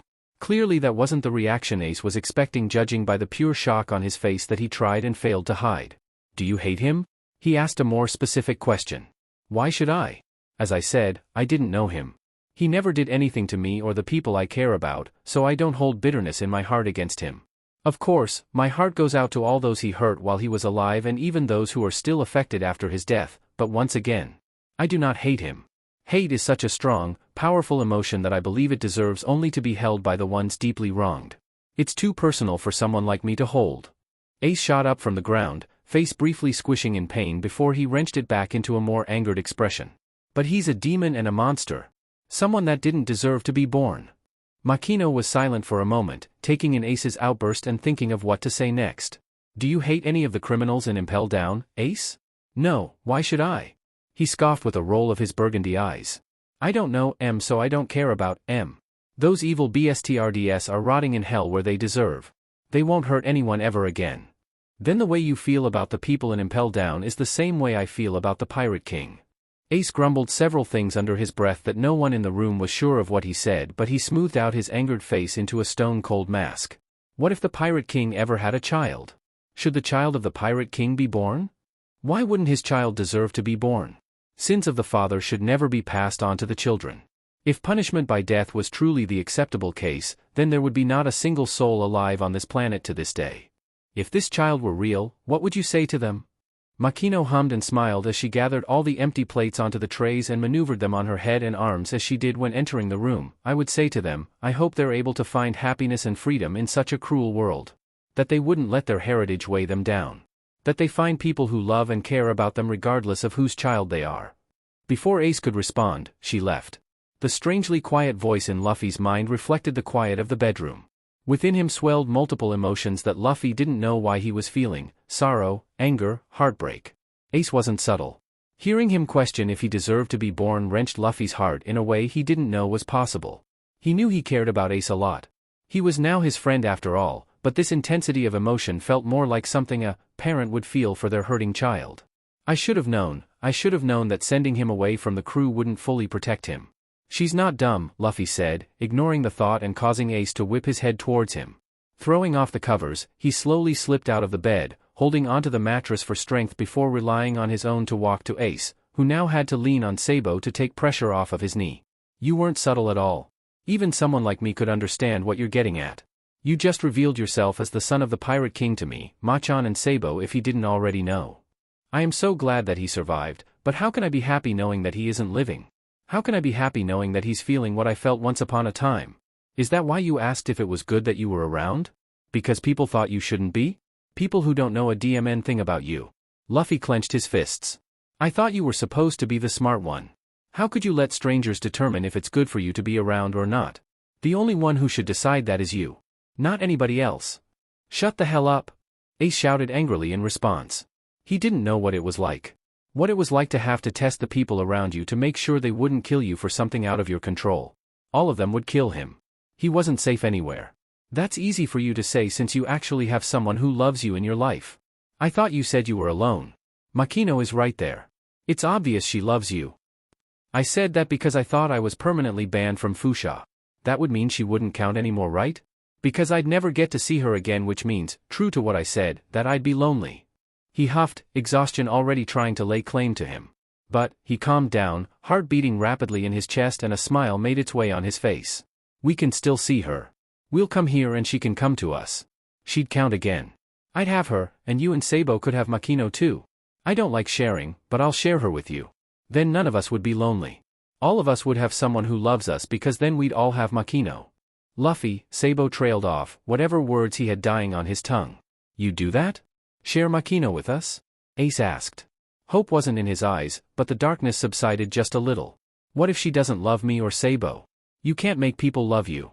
She was only nice to us because it's you and she looks like the kind to be nice to everyone on principle.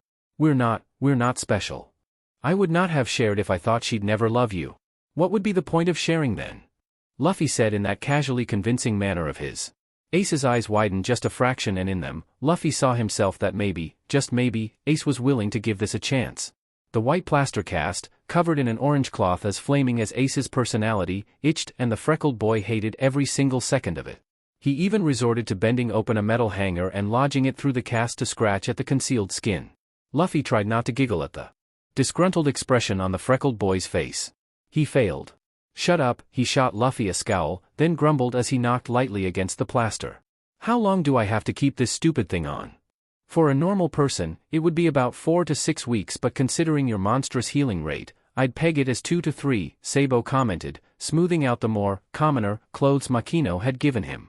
Makino was a perceptive woman, yet also full of tact, handing the garments to Sabo with the casual air of, surely these would be more comfortable.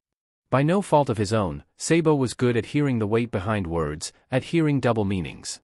He knew that she knew that Sabo was a noble, but a glint in her eye told her that his secret would die with her.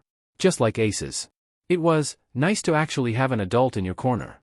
He still wore his hat and goggles though couldn't lose all of his individuality.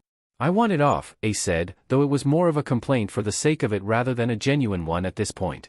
He also complained that he wanted to go back home. Sabo could tell it wasn't quite as empty as the previous complaints, but both Sabo and Ace knew it wasn't possible yet. From what Sabo could glean when he talked about it with Ace, Ace hated the bandits, but hated being a burden more. Without his knee, he wouldn't be able to hunt and bring food. It seemed that although Dayton and the others were perfectly capable of doing it, it was still a job Ace was responsible for and took very seriously.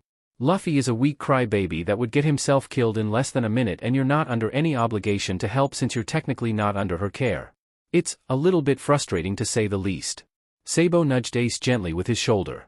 At least starting tomorrow we'd be helping Makino by running her place for her for a bit. Yeah, that. I'm positively thrilled, Ace said flatly with a roll of his eyes. Sabo fought back a wince, idly rubbing the side of his shoulder where Ace had punched him for the initial suggestion after Makino was out of earshot. After Ace explained his issues with bars, namely the people inside of them, Sabo felt terrible about it and asked if he wanted to take back the offer, but Ace just shook his head. Something about the hammer already hitting the nail and Ace wasn't keen on having to pull it out. That is to say, take the offer of assistance back after Makino had done more than what was obligated of her to help. It's getting late, time to go fishing, Luffy announced, arms shooting in the air as he bounced excitedly. He made no effort to hide his eagerness. Sabo looked outside to see the sun having left them, the moon and stars illuminating the night. Earlier in the day when the doctor had returned to cast Ace's knee, he prescribed lots of bed rest for Luffy. Of course, seeing as how that was impossible, Sabo had come up with an alternative solution. Once that would feed into Luffy's desire for going outside, his desire not to be seen and Ace's desire not to be useless, night fishing. With more mouths to feed for the time being, the older of the young boys thought it apt to contribute more to food than leaving it all on Makino's shoulders. She wasn't allowed to refuse, but she did insist on observing. Luffy bounced excitedly in the borrowed boat, Makino giggling quietly as she sat next to him while Ace and Sabo cast nets on either side of the boat, oil lamps burning and brightening their faces. Sabo had to admit, this was a lot more boring and quiet than the time he went spearfishing in the river with Ace, who always held a sort of feral expression as he stabbed mercilessly into the flowing water. "Oi! Careful not to put out the lamp," Sabo warned as Luffy began splashing the salt water around. Luffy responded by deliberately swiping it onto his clothes. "You wretch," Sabo hissed, the large smile cracking across his face betraying him. "The stars feel different out here on the sea than in the forest, huh?" Ace ignored the two, burgundy eyes fixated on the celestial bodies above. "Feels like so much more. Is this what pirates get to see every night?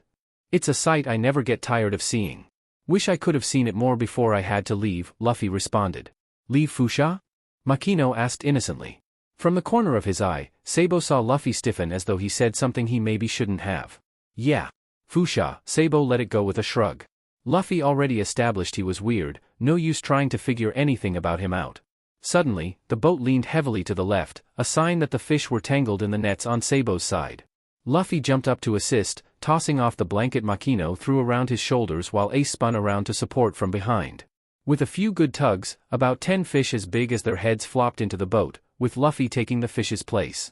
Being an anchor, Luffy immediately began to drown and Sabo dove in to rescue him before Makino even had the chance to scream out. Sopping wet and cold, an executive decision was made to hurriedly row back to shore. At least dinner was good. After Makino put Luffy to bed, she finally called Garp. Ace and Sabo pressed their ears against the doors, listening. Considering that Sabo hardly knew who Garp actually was despite Ace mentioning the name to him a few times, this conversation allowed Sabo to truly get a glimpse of the man's character. For one, he was loud, 2 affiliated with the Marines, and 3 decided it was a good idea to abandon all of his duties at that moment to hitch a ride to come to Fuchsia. Ace's face cinched at the announcement, but Sabo couldn't help but feel a smidge jealous that Luffy actually had someone in his life willing to do such a thing for him. His father couldn't even look up from his morning newspaper. "Why'd you make that expression when Garp said he was coming over? I know you know him, but isn't he Luffy's grandfather?" "He's my grandfather too, mine first, but we're not blood related." Reason for the expression, you'll see. Ace put on a wicked grin and Sabo knew the only thing that meant was that Ace wanted Sabo to suffer the same way he would. The blonde gulped. Party's bar opened the next day and Luffy had a fever. Falling into the ocean late at night did not help his case in the slightest.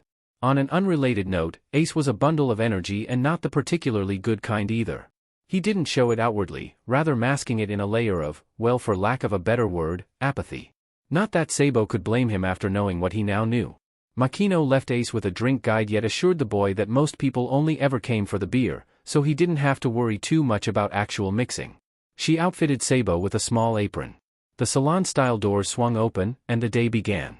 It started off slow, with customers only coming in for coffee or orange juice to get their mornings started. Without anything in their systems, the patrons only quirked an eyebrow to the new additions to staff before shrugging, paying, and going about their day. Sabo greatly preferred the silence rather than the small talk, and Ace agreed. Get in. Get what you need. Get out. Simple. Effortless. Easy. "This isn't as bad as I thought," Sabo hummed, wiping down a table. The result from an accidental coffee spill from a particularly drowsy customer who couldn't quite remember where her mouth was on her face. "Wait until the afternoon, that's when the rats really come out," Ace replied with no small level of disgust in his voice. Rhythmic creaking alerted the two to Makino's incoming presence. A small yet tired smile sat on her face. "How are you boys faring? Anyone's given you a hard time?" The two shook their heads. "Nothing of note," Sabo responded. "And Luffy?" Finally asleep, the green-haired barmaid briefly looked up the staircase. That boy has far too much energy in his body than need be, she shook her head. You should get some rest too since you've been dealing with him this entire time, Sabo said. The afternoon's really when all the fun begins, but if you feel capable then I won't stop you. I'll still assist since really the afternoon rush is a lot to handle. For a town as small as Fusha, the place became packed quicker than Sabo imagined. He looked to Ace who looked like he was about to jump out of his skin at any moment. With the rise in customers, the rise in his irritation rose. Yet Sabo could see Ace utilizing every bit of self-control he managed to muster up. Are you doing okay? Sabo couldn't help but ask. It's easier holding back than I thought. Maybe cause the guys in here don't PSS all over themselves and leave when they hit their limits without causing a scene, not to mention that once again no one questioned their presence. And about asking the question? That I don't want to put her out of business by beating up her customers and chasing them away if they prove to be assholes. Starting them off early, huh Maki dear? An old woman with long thin scraggly silver hair and a missing tooth laughed. Makino laughed in return, then made a comment to address the slight look of confusion shown on both their faces. Parties has always been family-owned, so it's never been odd to see children running around and assisting with the customers. Even I started working here at 10 and completely took over at 16. Do you like doing the same thing over and over again? Ace asked, raising an eyebrow. Isn't it boring? Not to me. I love this bar. I love serving people and making them happy. Without this place, Fusha would become so dull and drab. Where would people spend their birthday celebrations or weddings? This ability to be a center of joy is something I hope to pass on to others someday. Others? So I take it these brats aren't yours then. Makes sense. None of them look like you. Or each other, and I never took you to be the promiscuous type either, Maki dear. But you don't know people as well as you think you do, the woman wiggled her eyebrows. Makino squealed into a towel. Goodness gracious Kachan, don't say such things. I'm far too young to be their mother, and I'll have you know I firmly believe in monogamy, so. Easy dear girl. I know you far too well to believe you'd engage in such a thing. Just make sure when you do pick him he's not a boring old codger from around her, insanely hot, good in bed and. I think that's enough, Katrina. Katrina cackled, throwing her head back and the wrinkles in her face folding in familiar places. While the two boys were glad no one commented on them working there, they were even more glad no one commented on how the two were the mountain kids who came down screaming their heads off the other night. Not that anything would have happened had it been addressed. Neither Ace nor Sabo were under any obligation to provide an explanation regarding anything. Sabo came behind the counter, tray filled with empty mugs. Ugh, my feet are starting to hurt. Guess even he wasn't immune to a slow breakdown via customer service jobs. Sabo heard the complaints back in relevant parts of Edge and High Town, but he never understood the struggle until this very moment. And it had only been the first day. You really managed this by yourself? Makino shrugged. I'm used to it at this point. A man, scrawny and sweating, burst into the bar terrified. Makino-san, it's out of my way. A familiar voice rang in Sabo's ears and the large form of the old hag took up the space of the doors. Her brown-orange eyes scanned the room before locking onto Ace and subsequently Sabo. She thundered into the bar, the customers diving out of her way. Dayton, what have I told you about scaring my customers when you come down here? Makino put her hands on her hips as if scolding a naughty child. Ace's eyes widened in surprise. Sabo's too. You know the hag? The freckled boy asked. I'm quite surprised that you're on that level of familiarity with her. Dayton isn't the most her eyes flicked up to the burly woman. She's my guardian. Makino looked as though she remembered several things at once and was putting the pieces together and came to a realization. What are you doing here? Ace asked, folding his arms and looking at Dayton. Coming for you brats, that's what. You think I wasn't going to notice when you just up and disappeared in the middle of the night and didn't come back? I sent Magra and Dogra to find you and they reported back to me, Dayton explained. Why were you worried about us or something? Of course not. Dayton scoffed, but even Sabo could tell that the woman was lying. He knew what it looked like when someone genuinely didn't care. If she cared that much, then maybe she should put a little more effort into not being drunk at important times then. We're not coming back till Luffy gets better, so either get something or get out, Ace said. Who do you think you are, bossing me around? Dayton said, though there was no heat behind any of the words. Anyways, some men with bad haircuts and worse breaths came traipsing around the area you guys normally hang out at, so I sent them away with broken limbs. Recognizing them as the Blue Jam Pirates, Ace gave a nod. Now that they knew bandits were in the area, they wouldn't be too keen on scouring the forest for him and Ace. However, that didn't mean they'd stop looking in the gray terminal where Sabo lived, so that meant Sabo were still to live with them for the time being. Makino hadn't said a word, merely observing their dynamic. Then, she smiled cheekily. So the infamous queen of the bandits is a mama bear, huh? The name made Dayton heat up in the face and Sabo committed it to memory. Dayton sensed it. Do you have any idea what you've done to me by saying that, girl? You've ruined me. I need to prepare for the upcoming days of torture. You guys know what my usual is. Laughing at Dayton's impending misery, Sabo had no clue that the upcoming days would chance his, Ace and Luffy's lives forever. Man, USCK, Ace folded his arms, standing still as Luffy's attack bounced into the ground and back into his face, sending the brat careening to the ground. Luffy was so bad at fighting, Ace didn't even have to dodge. What are you even trying to do? He kicked Luffy in the face with both feet. You fight like your body is bigger than it actually is. Stop throwing yourself out so far. Luffy coughed out blood as he skidded backwards out of the wobbly ring down in the dirt. With a light chuckle, Sabo made another tally mark on the chalkboard and called it a match. Dusting off his fingers, he turned towards the other two. Ace wins once again. Is that ability of yours really worth anything? Ace questioned, watching as the youngest of the three pushed himself off the floor. It is. Luffy insisted. I know it. I just need more practice. I've only had it for a little over a year. A year is more than enough time to throw a decent punch with it. You're just weak. I'm not. Fight me again. I'll prove it. Luffy stamped his foot on the ground and pouted. This is exactly why I was never interested in obtaining a devil fruit power for myself. Too cumbersome to train with. I'm not the most patient man. After Luffy had fully recovered, the voice still spoke and he wasn't sure why it was still there. At first he thought it to be a permanent side effect of whatever sickness he had, but eventually came to realize it wasn't a separate voice speaking to him, but merely his own thoughts. It didn't sound like him, it didn't sound like anything really.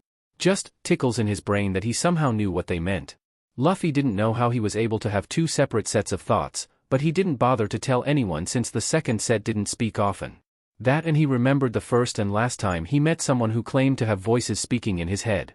He was dragged away kicking and screaming and Luffy never saw him again. Luffy didn't want that to happen to him, so he stayed silent. Ace hummed, unconvinced. You'll have to prove it tomorrow. The rule is 100 fights per person per day and you've used all yours up. Poorly, might I add.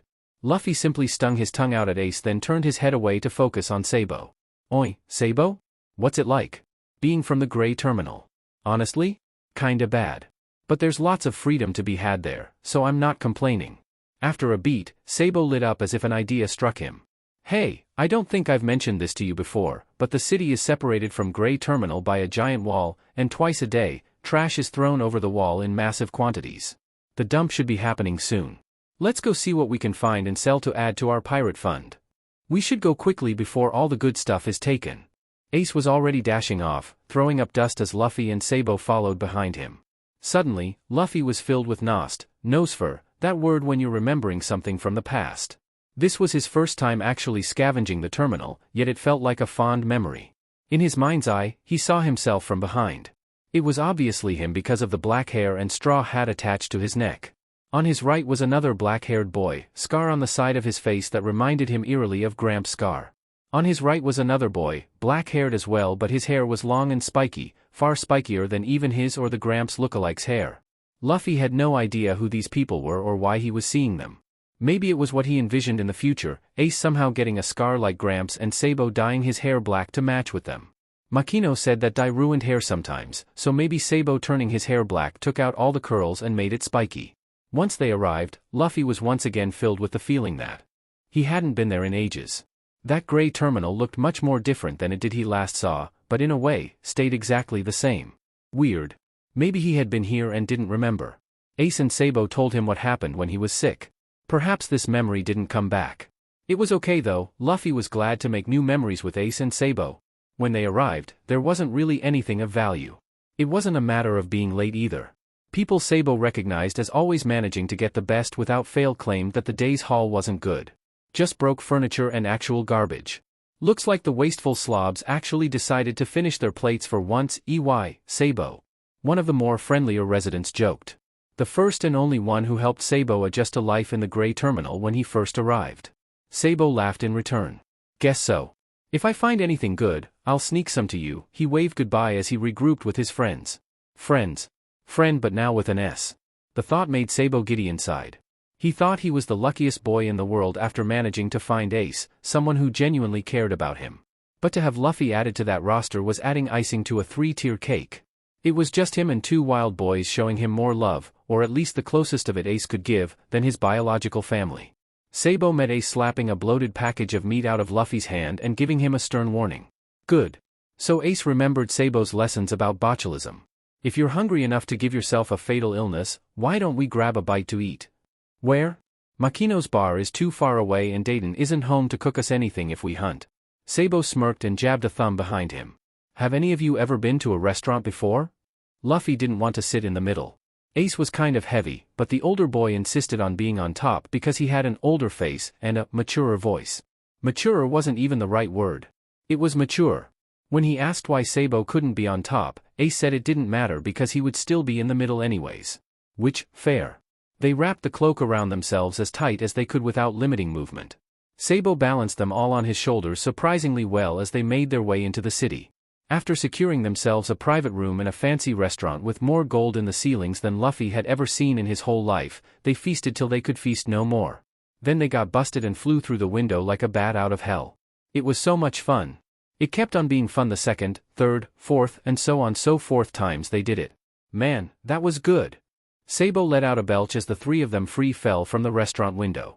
Luffy nodded in agreement, sealing his lips shut to hold the last of the food in. Sabo dangled from a flagpole to break his fall while Luffy and Ace bounced from the colorful shop awnings and down onto the ground where the city-goers screamed at their sudden appearance. It's those DMN trio of kids again. They're known criminals, why did you let them in the first place? Don't let those brats get away.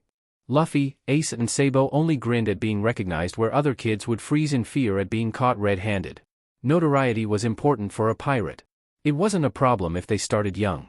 However, neither Ace nor Luffy expected someone to call Sabo out by name. Was he more infamous, or just sloppy? You have to come back home, Sabo. I didn't believe you were really alive. Someone shouted for you back there. Ace almost let out a chuckle before seeing the tense expression on Sabo's face and the way he pulled his hat down to shadow it. Must be mistaking me for someone else. Let's go. In the safety of the forest, Ace and Luffy wasted no time. They pinned Sabo against a collection of trees, making escape difficult. They cornered Sabo like an animal, which probably wasn't a wise decision, but damn it, they needed answers. Who was that man? Why did he want Sabo to come home? I'm not hiding anything. Sabo was insistent, almost to the point of fury. It should have been a warning sign, but it only made Ace more suspicious. Sabo didn't get angry. Not easily. Luffy wouldn't know that yet, but even he stared at Sabo with what could be considered a calculating expression. One that peeled back the layers of his very being and read everything that could possibly be known about him. Eerie. We shouldn't keep secrets from each other now, should we? A serious expression was on Ace's face. Spill it. The two demanded. Just tell us already, DMN you, I'll kick your face in. Ace began throttling Sabo. Fine. I'll talk. Sabo patted Ace's arm to be released. After taking a few deep breaths, Sabo slid to the ground. His knees started feeling weak, stomach in knots. He never thought he'd be telling them so soon.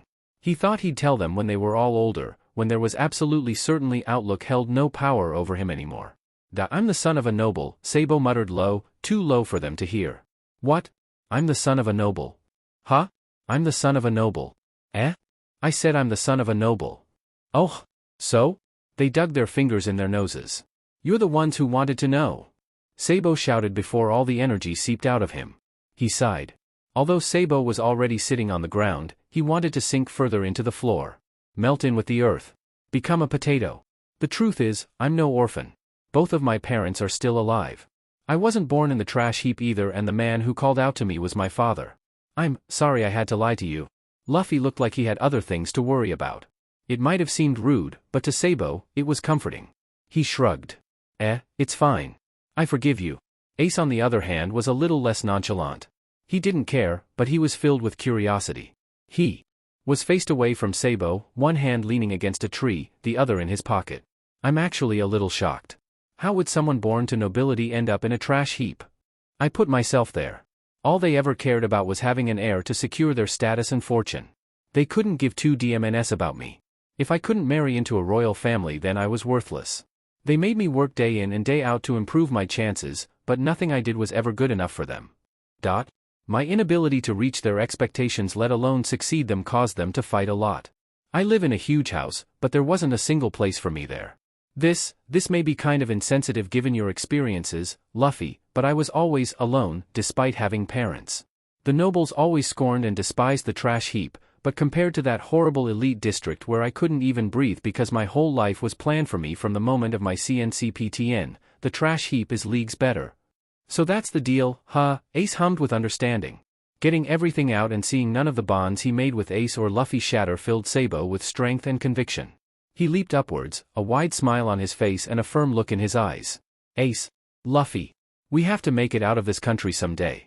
Let's leave this place behind and gain our freedom. Something tickled within Luffy. Garp. Roger. Promise me we'll all make it out of this shithole one day and make a name for ourselves.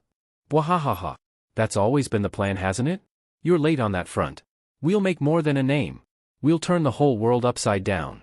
I want to see the world in all its glory and write a book about all the things I find. Sabo continued. If it's sailing that I'm studying for, then I don't care how hard I'll have to work. We've got to get stronger and become real pirates. Ace laughed, grin stretched from ear to ear. I don't need you to tell me that. That's always been the plan, hasn't it? I'm gonna become a pirate that can beat every last person standing in my way and earn myself the kind of glory only dreams are made of. Only then will my life become worth living. He ran to the edge of the cliff, arms spread out and letting the whipping wind wash over him. I don't care if this whole world refuses to accept me.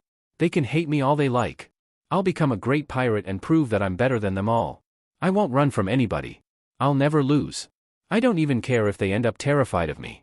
I'm just gonna make sure the whole world knows my name. Shishishi. Shishishi. Luffy laughed, near uncontrollably. Something stirred within him, something deep. A dream. A dream he had before, a dream he has now.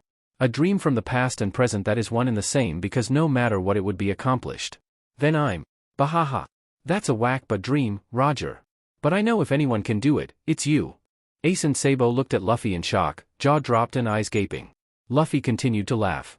Eventually, Ace and Sabo burst into accepting chuckles. He, of all the things you can come up with, Ace shook his head, grin still on his face. You're one crazy kid.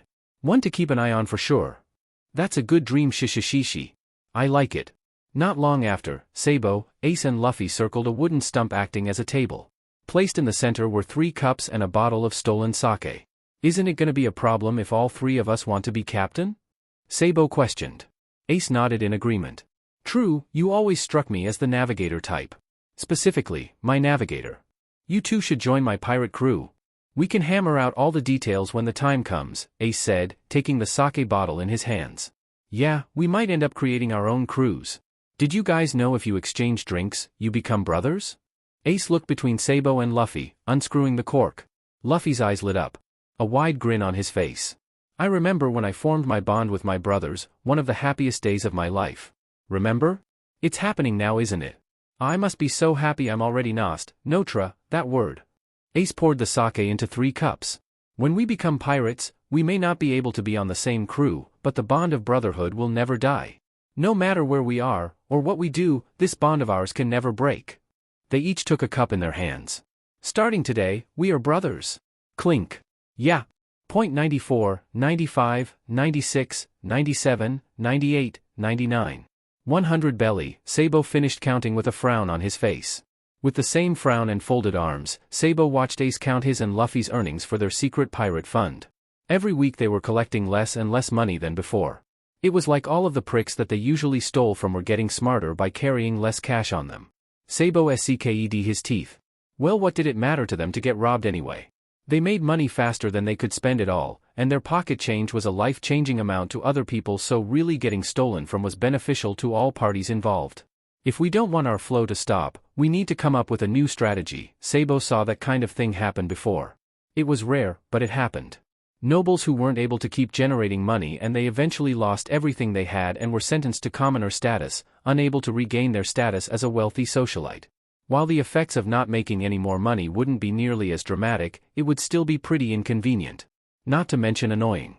Sabo sighed. Barring the fact that no one hired 10- and 7-year-olds, they were too well known as thieves to make money the normal way. Sabo guessed they could go to Fuchsia, but he wasn't sure about Makino's stance on child labor outside of self-volunteering and he didn't want to make things awkward. You've been staring at nothing for the last 5 minutes, Sabo, Ace said. Care to share what's going through your mind with the rest of us? Oh, sorry. Sabo scratched his head. Maybe we should leave the nobles alone for a while and just steal from other people. We should probably target criminals then, since there are a bunch of them around here. Why just criminals? Sabo knew the answer. Don't take this to mean that I care, but I'm not too keen on screwing over regular people trying to survive. Shishishi, wow Ace. You really do have a heart. Luffy laughed before being immediately punched off the tree by Ace. Ow! As it turned out, Sabo's strategy to switch targets had some merit to it. With the trio having focused on the nobles for a while, the 2-bit criminals let their guards down and became sloppy in the face of peace. They thought Ace, Sabo and Luffy wouldn't come back. Well, they couldn't be been more wrong. The trio's eyes glistened in excitement as they broke into hardly locked safes and into the bases of morons who didn't even bother to hide their spoils under a simple floorboard. It was honestly like taking candy from a baby. To make sure this lasts as long as possible, we're not gonna take whole bags, just skim from the top to make up for what we usually get, Sabo said. He knew that the moment the crooks noticed their money was missing, they'd start acting smart, which meant more hassle for them. Despite their efforts to be as subtle as possible, it wasn't long before the more meticulous thieves realized that they were losing money. The only silver lining was that they hadn't realized it was Ace, Sabo, and Luffy specifically. But Ace and Luffy being Ace and Luffy decided they should just go full hog anyways. They had a small argument about it and in the end, Sabo relented. Sometimes arguing with Ace wasn't worth the energy and Sabo knew how to pick his battles. Are you happy now?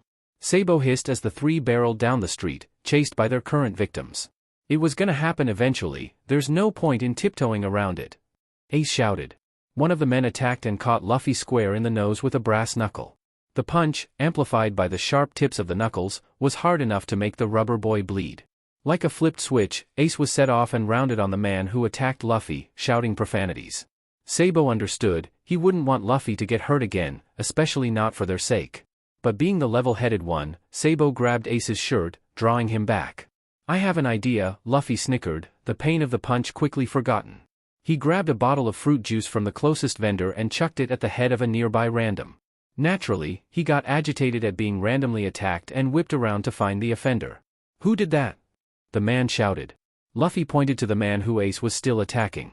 The fruit juice-soaked man charged at Luffy's attacker with a yell and Sabo managed to pull Ace off just in time for the 2 men to collide into a spice rack. They both screamed, pushing through the crowd to look for a source of relief. Sabo tripped the attacker with his foot, causing him to stumble into a woman holding a cake. It fell to the floor with a loud splat. Angered, the woman turned around and her eyes landed on some poor sod who had stopped short not to buck into her. Believing him to be the one to trip her up, she whacked him with the empty tray, causing him to stumble. From there on, it was a train of people attacking each other unintentionally, creating a blockade for the gangs. Using this opportunity, the trio escaped the town and slipped into the forest. Once they were in the clear, they began to loudly laugh. That was an awesome idea. Sabo said. Yeah. How did you think of that? Ace agreed. Oh, I just remembered from when I did it before. The strange answer didn't bother the 2 boys at all. They had long since gotten used to Luffy responding to questions as though he'd lived a longer life. When asked about that, Luffy just shrugged and said that he had 2 thoughts. Whatever that meant. Sabo just checked it up to the fever breaking his brain. He read in the medical textbooks he was forced to read that if a fever remained too high for too long then it could cause permanent brain damage. I don't think Luffy's brain could get more damaged if he tried, Ace had said, resulting in being punched by Luffy. Ace responded with an even harder punch. I guess I'll just take your word for it since you're the only one of us to have read real books. They didn't tell anyone else about it. It didn't matter anyways. Luffy's interactions with people didn't even change all that much. Sabo thought that since Luffy was still a kid, there was a chance for him to just grow out of the damage. When his brain got bigger, there'd be more normal brain than damaged brain, so he'd be fine. Well, wouldn't that be a miracle, Ace said. Luffy folded his arms and pouted. Stop saying the same things my first mate says to me. He mumbled under his breath, too low for anyone to hear. Waiting for them at home was a very angry Dayton, fists on her massive hips. Apparently some of the bandits were caught in the street brawl that they caused. Their punishment was to clean the entire hideout from top to bottom with old toothbrushes.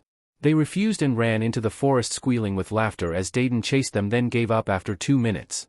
Come on you two, you're being gross. Sabo shouted as he chased Ace and Luffy through the woods. Nanana boo boo.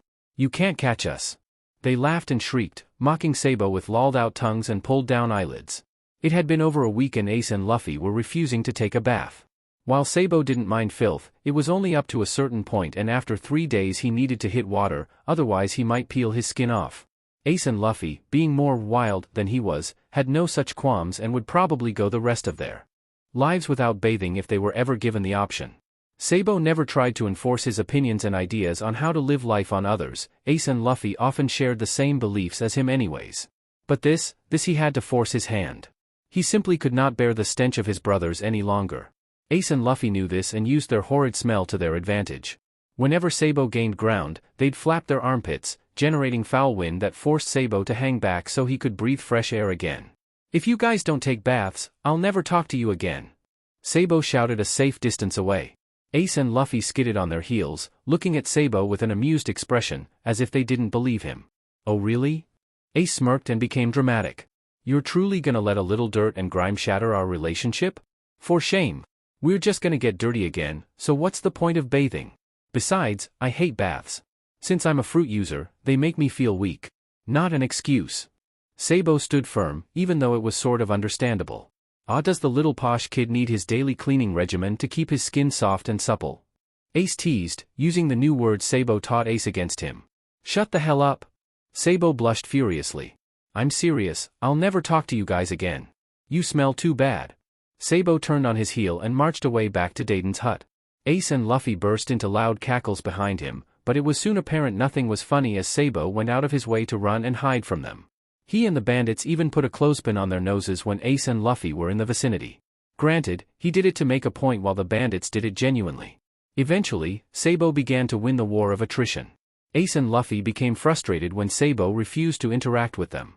They could only entertain each other for so long before their similar personalities made them clash instead of fuse. Not to mention sleeping outside lost its appeal when they were forced to do it rather than doing it of their own volition. Dayton made Magra and Dogra draw a line, forbidding Ace and Luffy from entering until they cleaned off. Sabo smirked, while holding his breath of course, when he saw the affronted expressions on Ace and Luffy's face when he was allowed to cross the line and the two weren't. "You make flowers wilt when you walk past," Sabo said. "If you were let inside the hut, your stench would rot the wood to the ground and we'd have no place to live." "Whatever. Baths are just a social construct?" Luffy said, using a term he should have no way of knowing, let alone using accurately. "HMPHF. Well, at least we don't have to fight the bandits for food. We can have all the meat we want," Ace reasoned, pulling Luffy away and marching off into the forest. Sabo wondered how long it would be until the animals started running away from them instead of to them. On a bright morning, Sabo smirked in victory as a grimeless Ace and Luffy approached the line of the hut. However, his glee at beating the two was short-lived when his nose told him a different story than his eyes. "You two still stink," Sabo said, pinching his nose as his eyes watered. "We washed off in the river. Isn't that what you wanted?" Ace defended, throwing his arms out to the side. "Soap. You need to use soap. Where are we gonna get soap from when we're banned from entering? A pile's been sitting there this whole time." Sabo pointed over to the cloth-wrapped soap sitting atop a wooden box labeled, "For Ace and Luffy please use desperately." "Oh, well, whatever. We're still cleaner so it shouldn't matter." "It still does." Sabo took a short moment to ponder on if he'd have the same view towards baths as Ace and Luffy had he started out in their position and not in a society where having a crumb on the corner of your lips for 3 seconds too long marked you as an uncivilized delinquent. After 5 seconds, he concluded no, Ace and Luffy are just unreasonably gross. He accepted he would get filthy while living with normal people, but he still tried to have some standards. Sabo needed to come up with a plan to get them to bathe before they started not bathing out of spite towards him. Then he truly might never talk to Ace or Luffy again. "All right." Sabo slapped his fist in his open palm. "Let's have 100 rock paper scissors matches.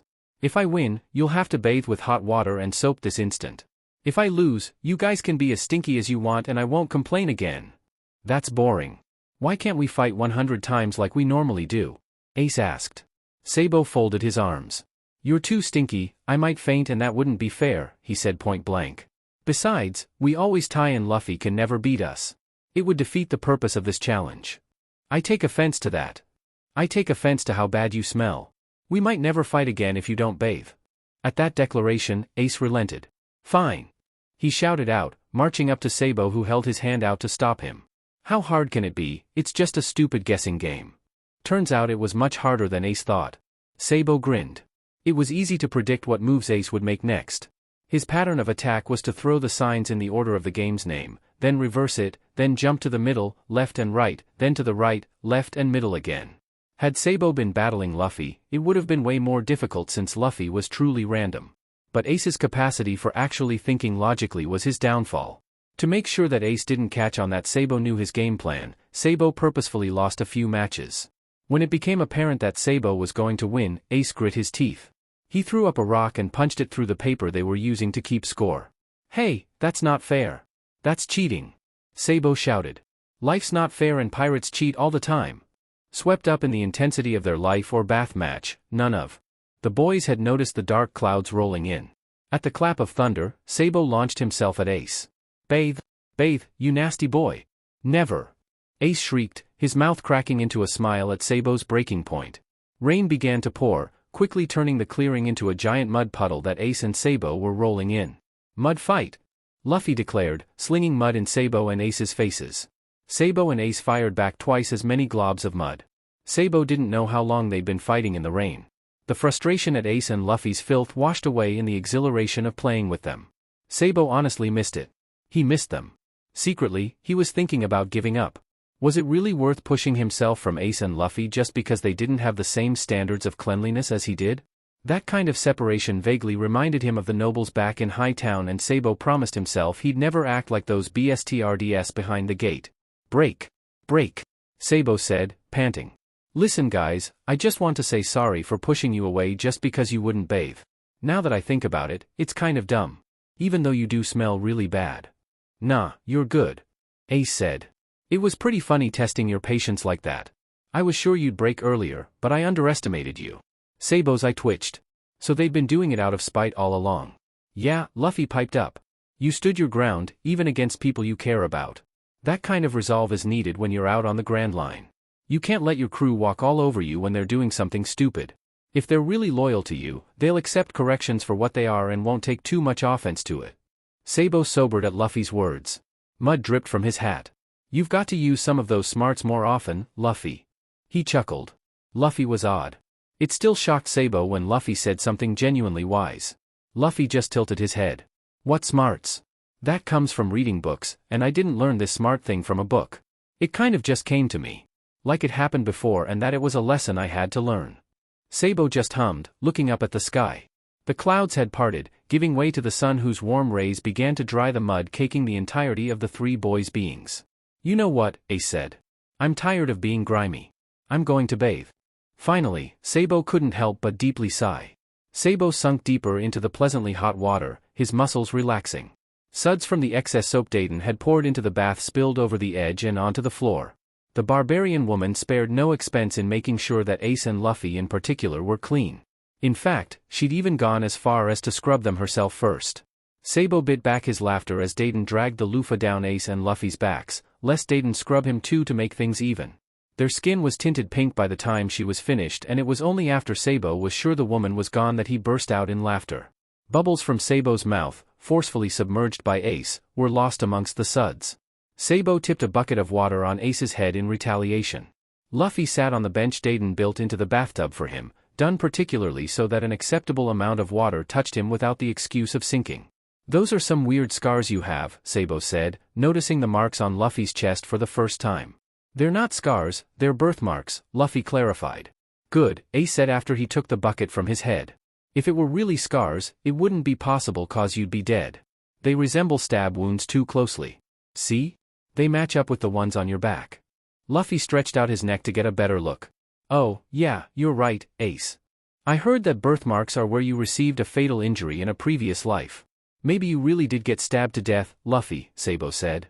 "Sounds fake," Ace said. "Dead people can't come back. How does that even work?" Sabo shrugged. "I don't know.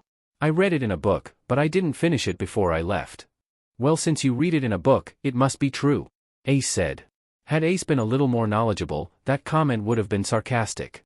But alas, Ace was only 10 years old, and despite being immensely jaded, he was still pretty ignorant to most matters of the world, one of which is that not everything you read is true. Though, he'd come to find that lesson out sooner or later. "Makino said the world's really big," Luffy said. "She said anything can happen, but I don't feel like a dead person." I just feel like me. He patted himself down, splashing water and grinning. Even if I did come from somewhere else, I don't care about that. I'm just glad to be here now with you guys. To be with my brothers. And yeah, Sabo could agree with that. Okay, sadly the chapter is over. And if you enjoyed the video, just leave a like and subscribe with post notification. So when the next chapter is ready, you will be notified. Okay, see you in the next video. Bye.